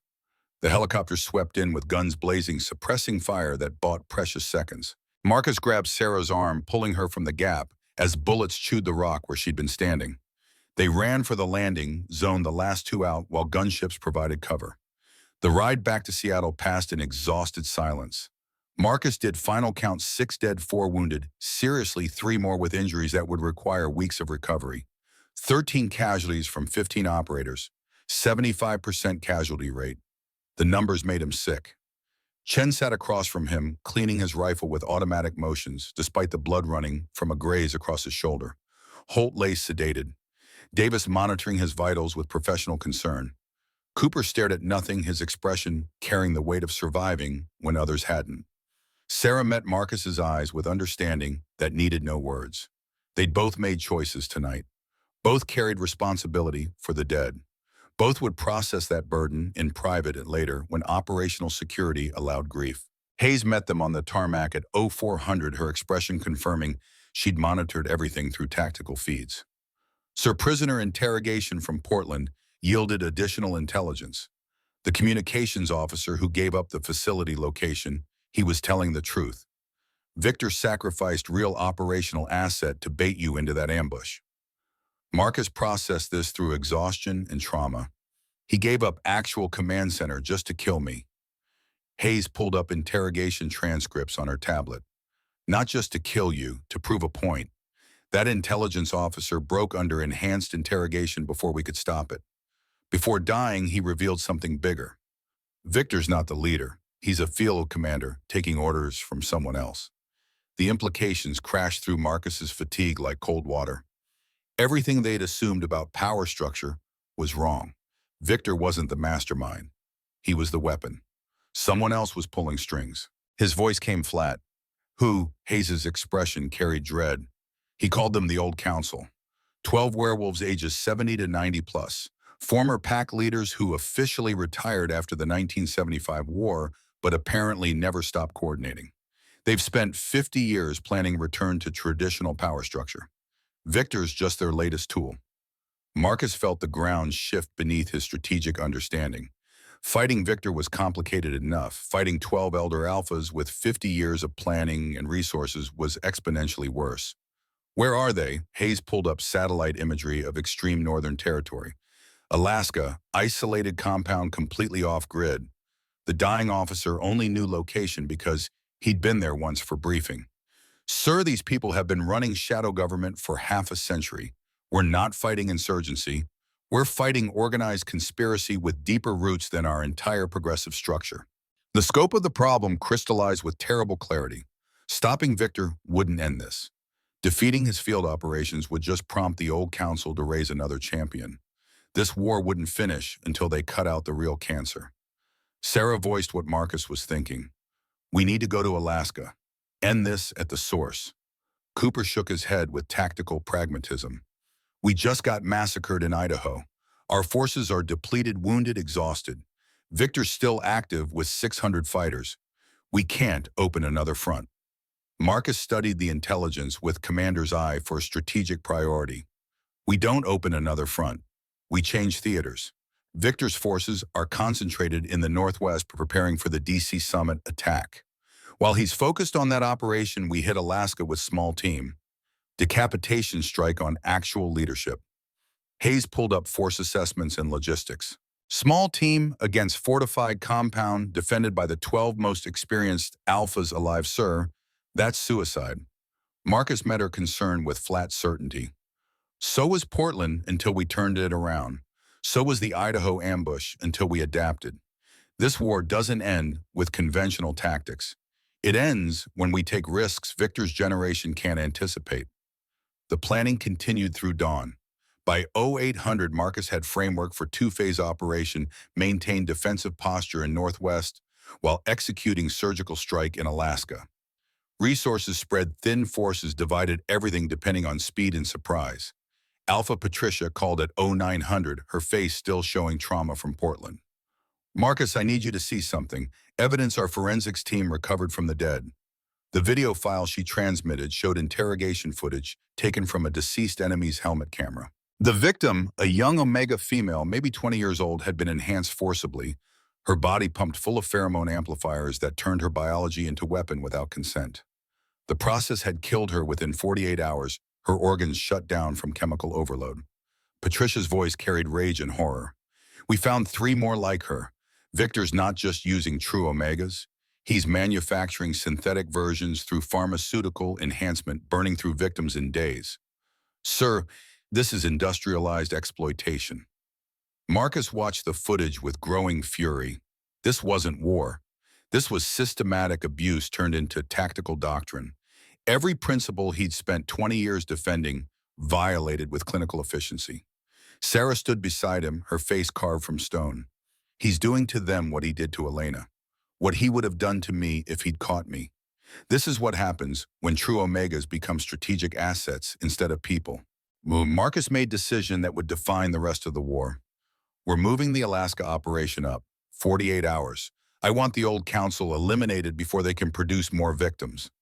Hayes started to protest the compressed timeline. Marcus silenced her with command authority that permitted no debate.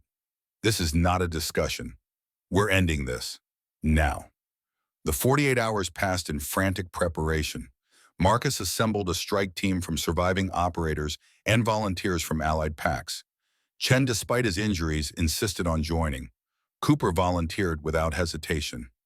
Sarah's inclusion was non-negotiable. She'd earned her place through competence and sacrifice. Elena emerged from medical care with surprising requests to join the mission. Marcus initially refused, but her argument proved compelling. She'd survived 6 years of Victor's captivity by learning his methods, his thinking, his tactics. That knowledge made her intelligence asset more valuable than another rifle. The team departed Seattle at midnight, flying north through Canadian airspace under diplomatic cover that wouldn't survive scrutiny, but might buy time.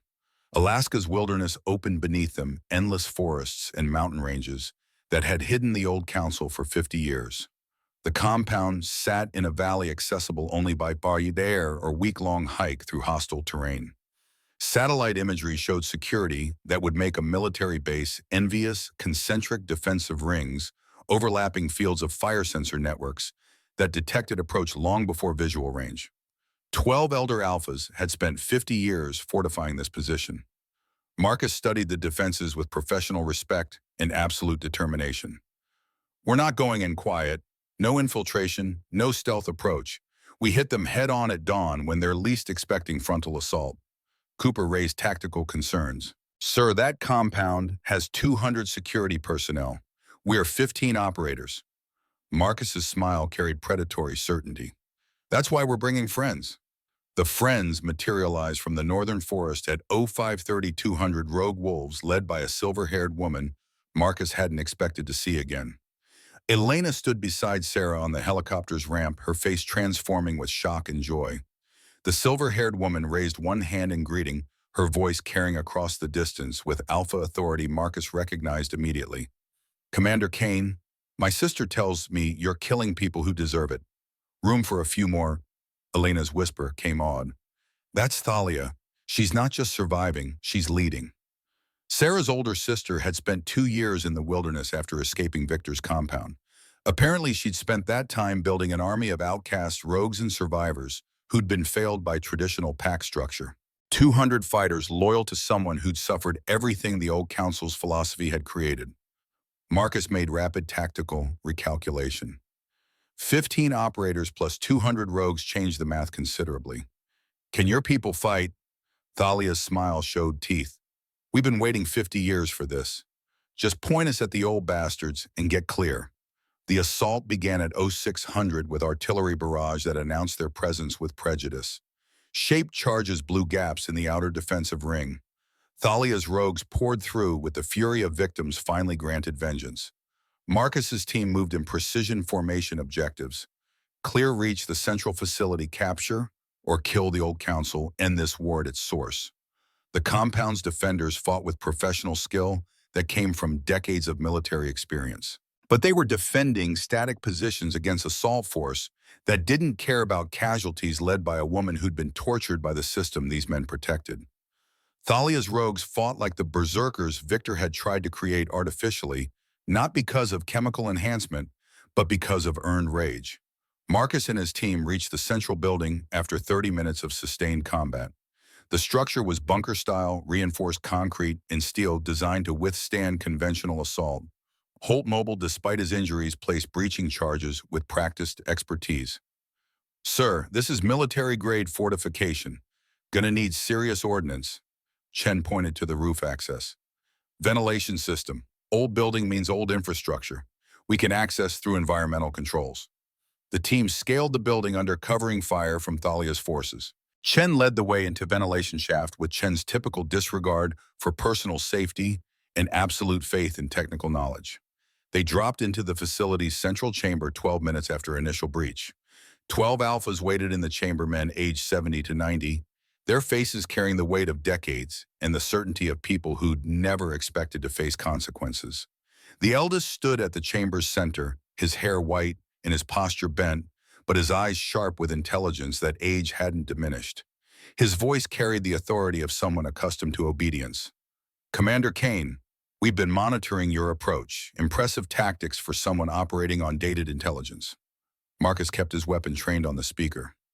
"General Thorne, retired 76 after the Civil War, officially dead as of 82. I studied your campaigns and officer training. You taught me tactics I still use." Thorne's slight smile acknowledged the compliment. "And now you use those tactics against me. Appropriate, I suppose." The student challenging the master. Marcus's finger tightened on the trigger. "You're under arrest for war crimes, conspiracy, and mass murder. Surrender now and you'll face trial. Resist and you'll die here."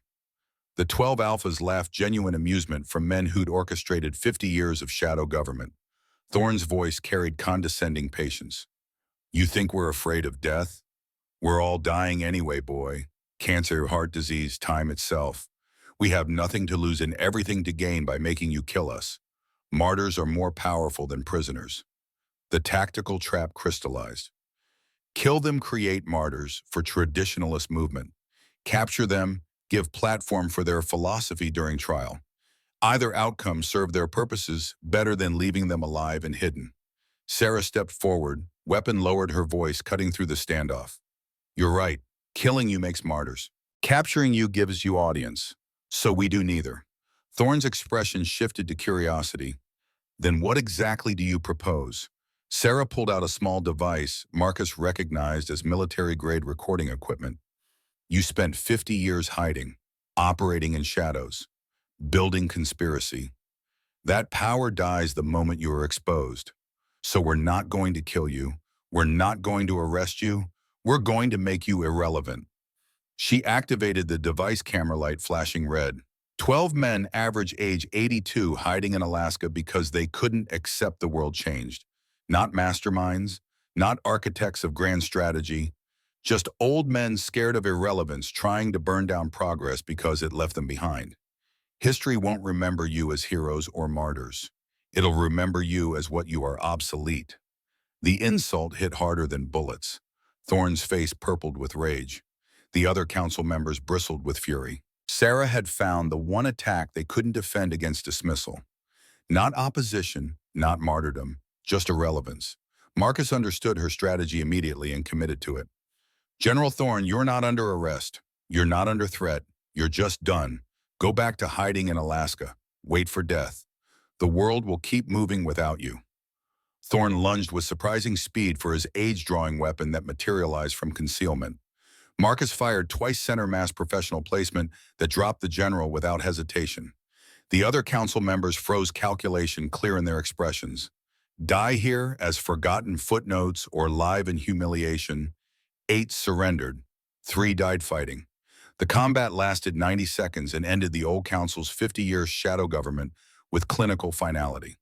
The cleanup took hours. Thalia's forces secured the compound, discovering evidence of decades of coordination, funding, and planning. Communication records showed connections to traditional PAC across 3 continents. Financial documents revealed billions in hidden assets. The scope of the conspiracy dwarfed anything Marcus had imagined. Thalia found him in the command center reviewing documents with growing dread. This goes deeper than just supernatural politics. They've been influencing human governments, corporate structures, media organizations. Your old council wasn't just trying to restore traditional PAC governance. They were trying to control human civilization through supernatural proxy. Marcus absorbed this with exhausted certainty that the war he thought he was fighting had been a smaller piece of something much larger. We thought we were stopping werewolf civil conflict. We just stumbled into global conspiracy. Talia's expression carried grim satisfaction. My rogues found the synthetic True Omega laboratory. Pharmaceutical equipment, human test subjects, years of research. They were trying to create artificial pheromones that would work on human populations. Imagine dictators with ability to chemically enhance their armies. Imagine corporations controlling consumer behavior through biological manipulation. The implications made Marcus's previous concerns seem almost quaint. Victor's war had been distraction. Portland had been misdirection. The real objective had always been bigger, weaponizing True Omega biology for use against humanity itself.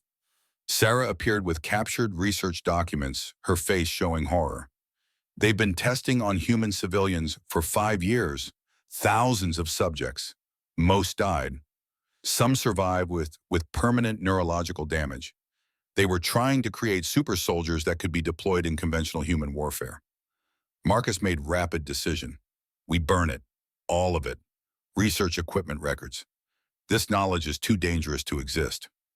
Cooper raised practical concerns. Sir, evidence of human experimentation could bring international law enforcement. Marcus cut him off, which reveals supernatural community to human governments who'll respond with fear and weapons. We can't let this become public. We handle it internally. The decision sat heavy, destroying evidence of crimes, denying justice to victims operating above human law. But the alternative was exposing werewolf existence to humanity unprepared for that revelation. Marcus chose the lesser evil and would carry the guilt. The flight back to Seattle took 10 hours through deteriorating weather. Marcus used the time to coordinate with Hayes on final preparations for the DC summit. Victor remained active with depleted but still functional forces.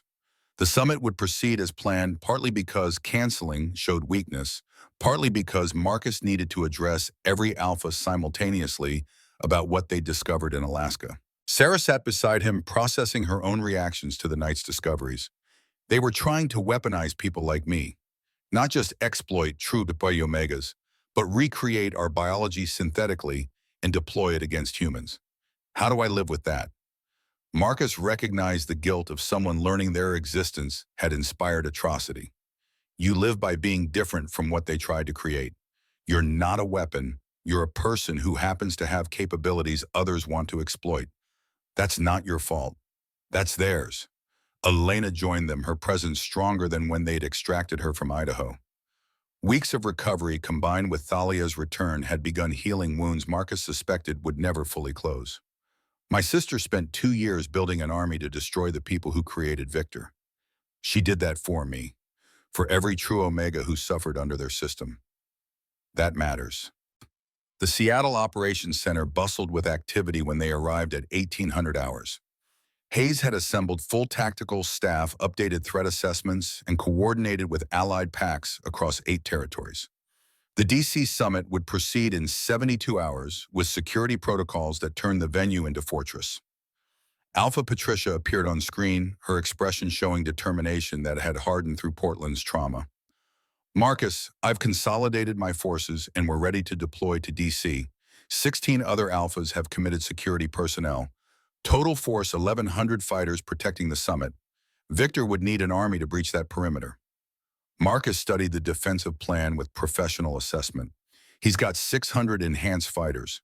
Not enough for frontal assault, but enough for multiple simultaneous strikes that divide our attention. Expect him to hit soft targets while we're concentrated at the summit. Hayes pulled up Victor's last known position. Intelligence suggests he's moving east, possibly toward DC. Timeline puts him within striking distance by the summit date. Sir, he's definitely planning something. The 72 hours passed in preparation that felt like countdown to inevitable confrontation. Marcus coordinated defensive positions, reviewed security protocols, and made peace with the fact that people would die regardless of precautions. War had that certainty. Sarah spent the time training with Thalia's rogues, learning combat techniques from people who'd survived through adaptation rather than formal military structure. The two groups, Marcus's trained operators and Thalia's street fighters, found common ground and shared purpose. Elena worked with Hayes on intelligence analysis, her knowledge of Victor's thinking proving invaluable for predicting his tactics. 6 years of captivity had taught her to read her captor with uncomfortable accuracy. The team deployed to Washington, D.C. at 0600 on Summit Day. The venue, a reinforced conference facility near the Capitol, had been transformed into military installation. Concentric security perimeters overlapping fields of fire, rapid response teams positioned at strategic points, 1,100 fighters protecting 20 alphas and their staff.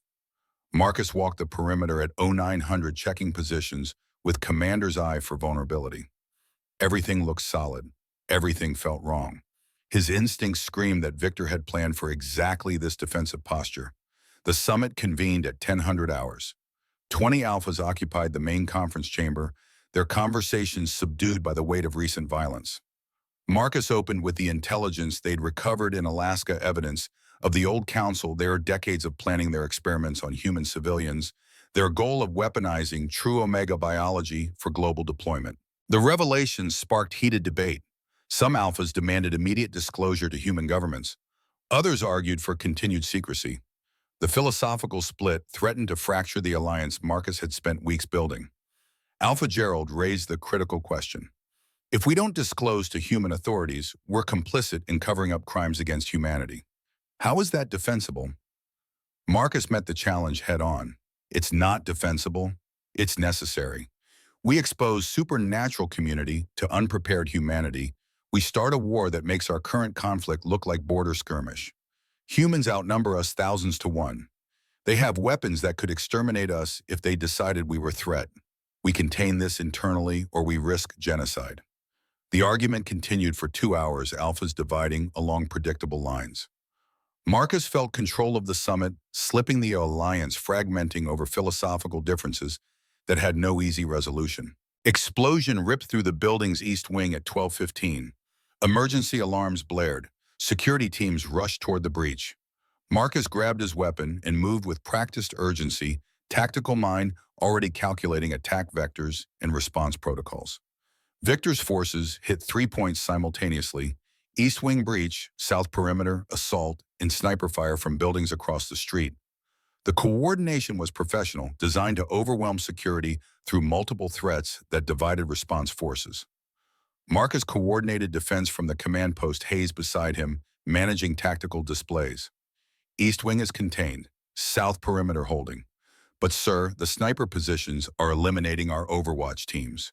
We're losing visibility. Chen's voice crackled over comms.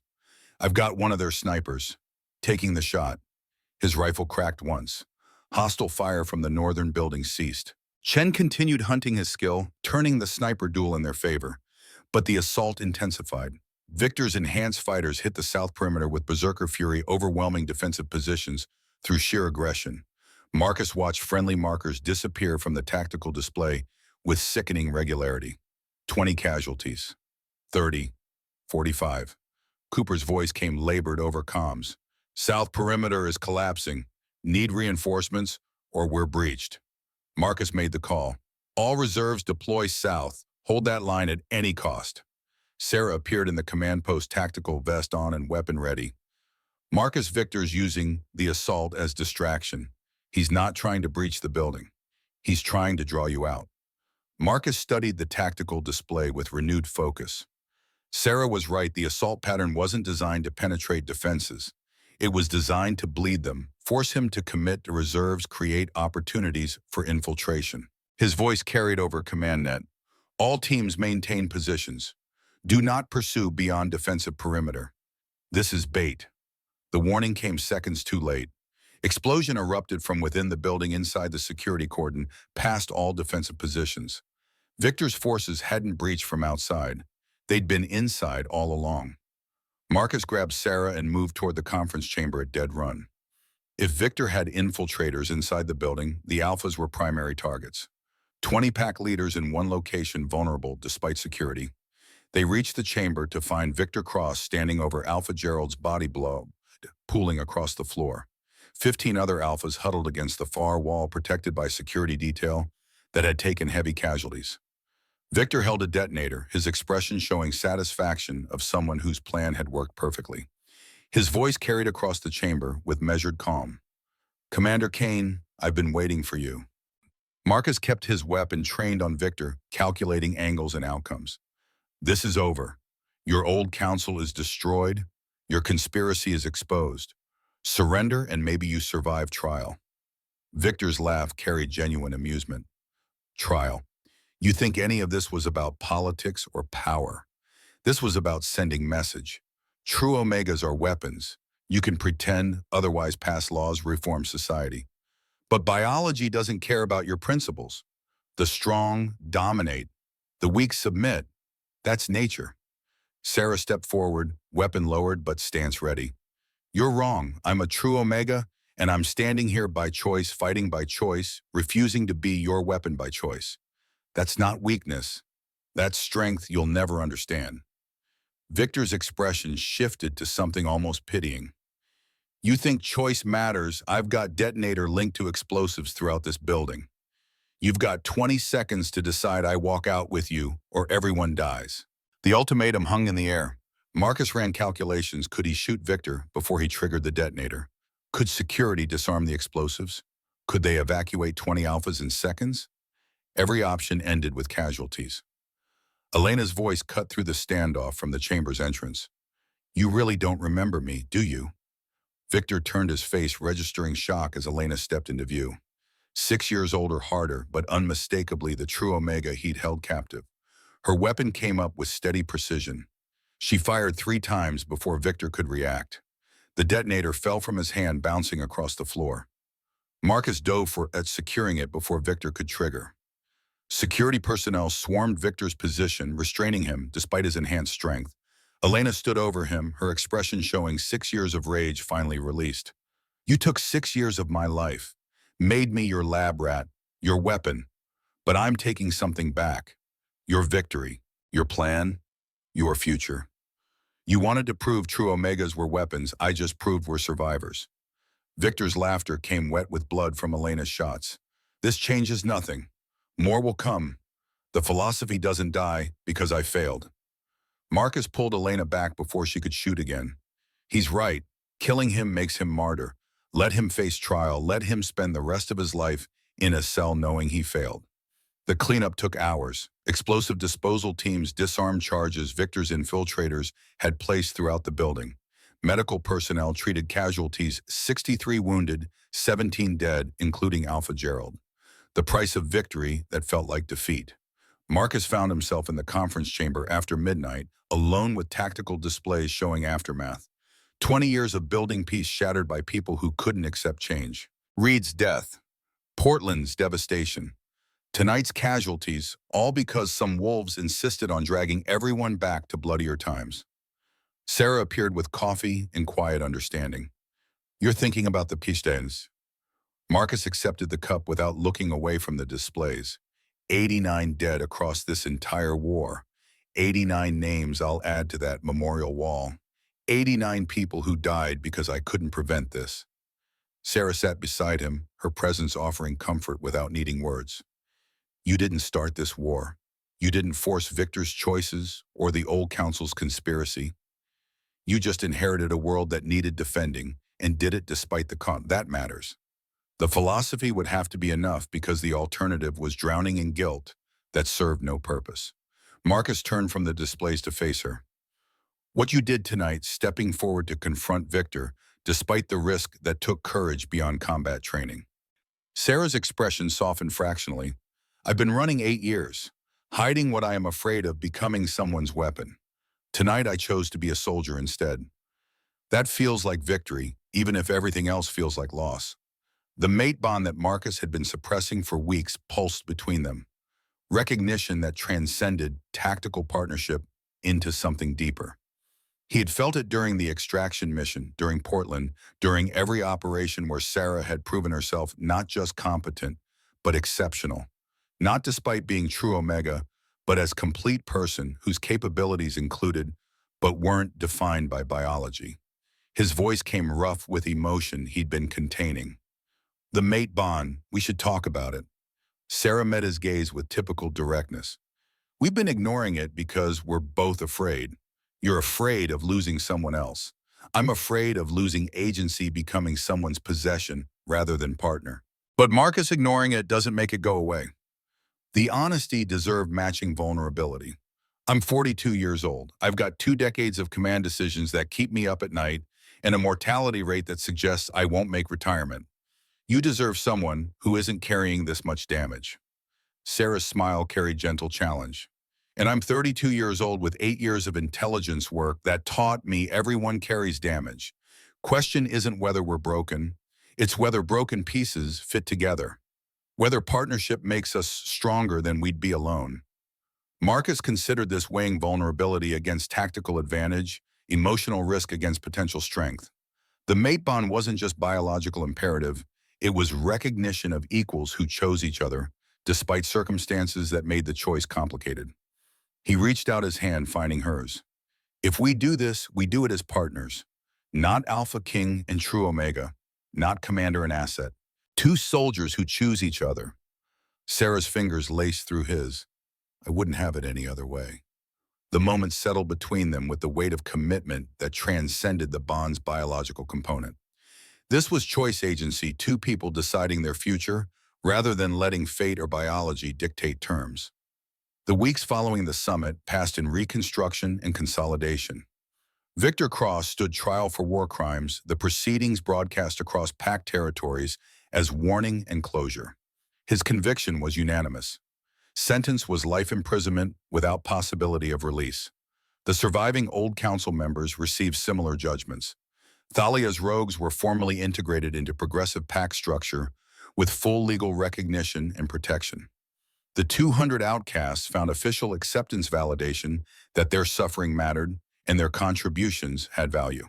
Thalia herself took position as liaison between traditional packs and reformed governance, her experience uniquely qualifying her for the role. Elena began speaking publicly about her captivity, giving voice to true Omegas who'd suffered under traditionalist ideology. Her testimony became foundation for expanded protection laws and rehabilitation programs. Strength emerged from trauma, purpose from pain. Marcus implemented reforms addressing root causes of the conflict, economic disparities between territories, representation gaps in governance, cultural conflicts between generations. The work would take years, but the framework established that preventing future wars required more than just defeating current enemies. Sarah took position as Director of True Omega Affairs, creating support networks and legal protections for the most vulnerable members of werewolf society. The role suited her perfectly, combining intelligence experience with personal understanding of the challenges True Omegas faced. 6 months after the summit, Marcus stood at the memorial wall with fresh names carved in granite. 89 additions, including Colonel James Reed, at the top of the new section. He traced Reed's name with fingers that still expected his friend to appear with tactical suggestions and dark humor. Sarah joined him, her presence offering comfort that had become essential. He'd be proud of what you built. The reforms, the peace, the new structure that prevents future victors from gaining power. Marcus nodded, throat tight with grief that hadn't diminished with time.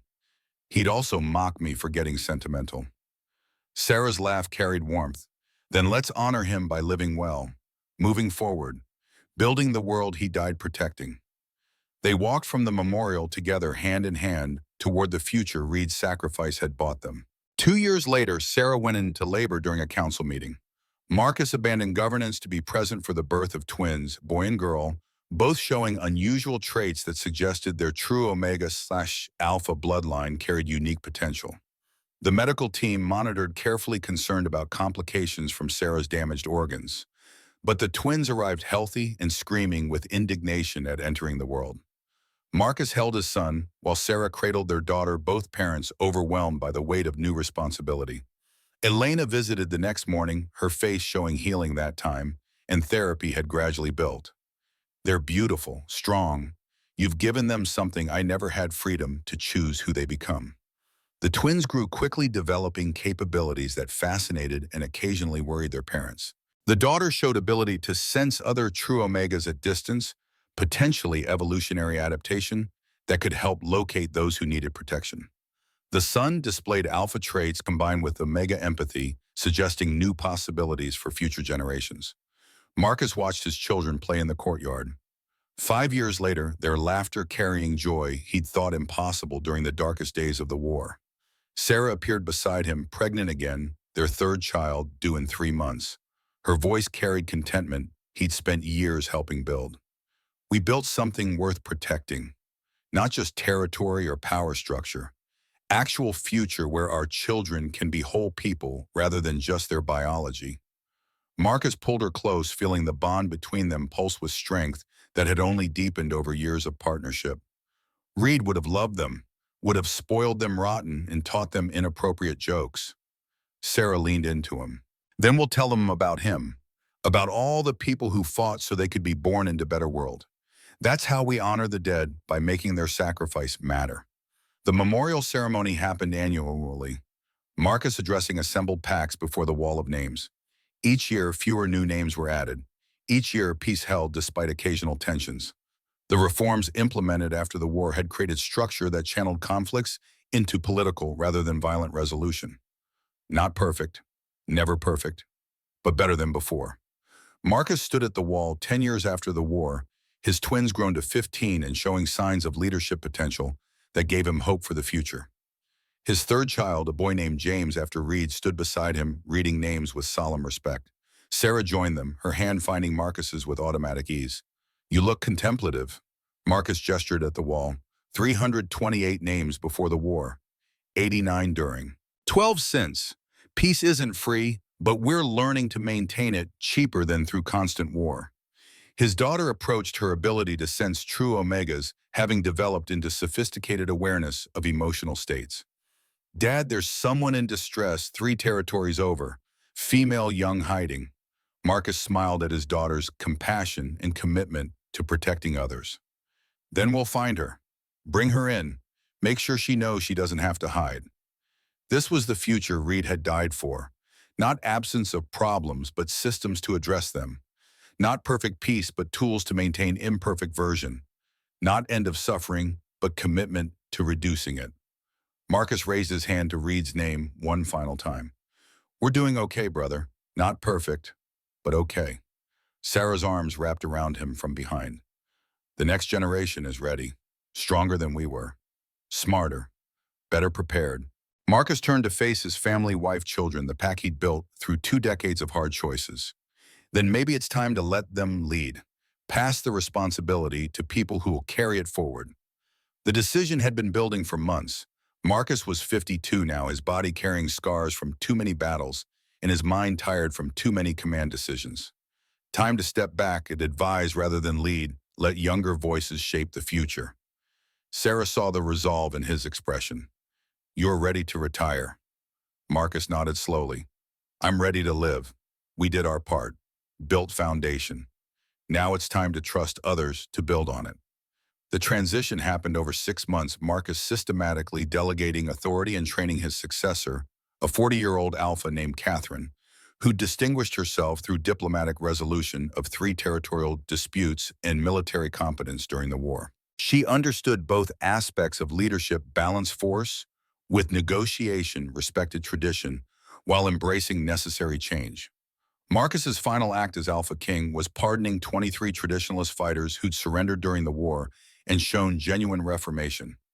Mercy rather than vengeance, hope rather than revenge. The gesture sparked debate, but ultimately strengthened rather than weakened progressive governance. He and Sarah moved to Montana to a cabin near the memorial wall where Marcus could visit Reed when the need arose. The twins stayed in Seattle training under Catherine's mentorship. Young James divided time between parents and capital, soaking up knowledge from both environments. 5 years into retirement, Marcus stood at the wall during annual ceremony as observer rather than speaker. Catherine addressed the assembled packs with confidence and wisdom that reassured him the future was secure. His children stood among the crowd, ready to take their places in governance. Sarah squeezed his hand. Still worried, Marcus shook his head. Not worried, grateful. We survived, built something worth keeping, raised children who'll do better than we did. That's victory. As they walked away from the memorial toward their quiet life, toward peace hard-won and carefully maintained, Marcus allowed himself something he had denied for 20 years, the belief that maybe finally the war was truly over. Behind them, the memorial wall stood with its 328 names, testament to cost of peace, reminder of price. Paid promise to those who came after that. Some sacrifices mattered enough to build futures on. Reed's name remained at the top of the newest section, forever 48 years old, forever the brother who died so others could live. Marcus whispered the same words he'd spoken every visit for 15 years. Tell them I died well. The wind through the pines carried no answer except the certainty that Reed already knew.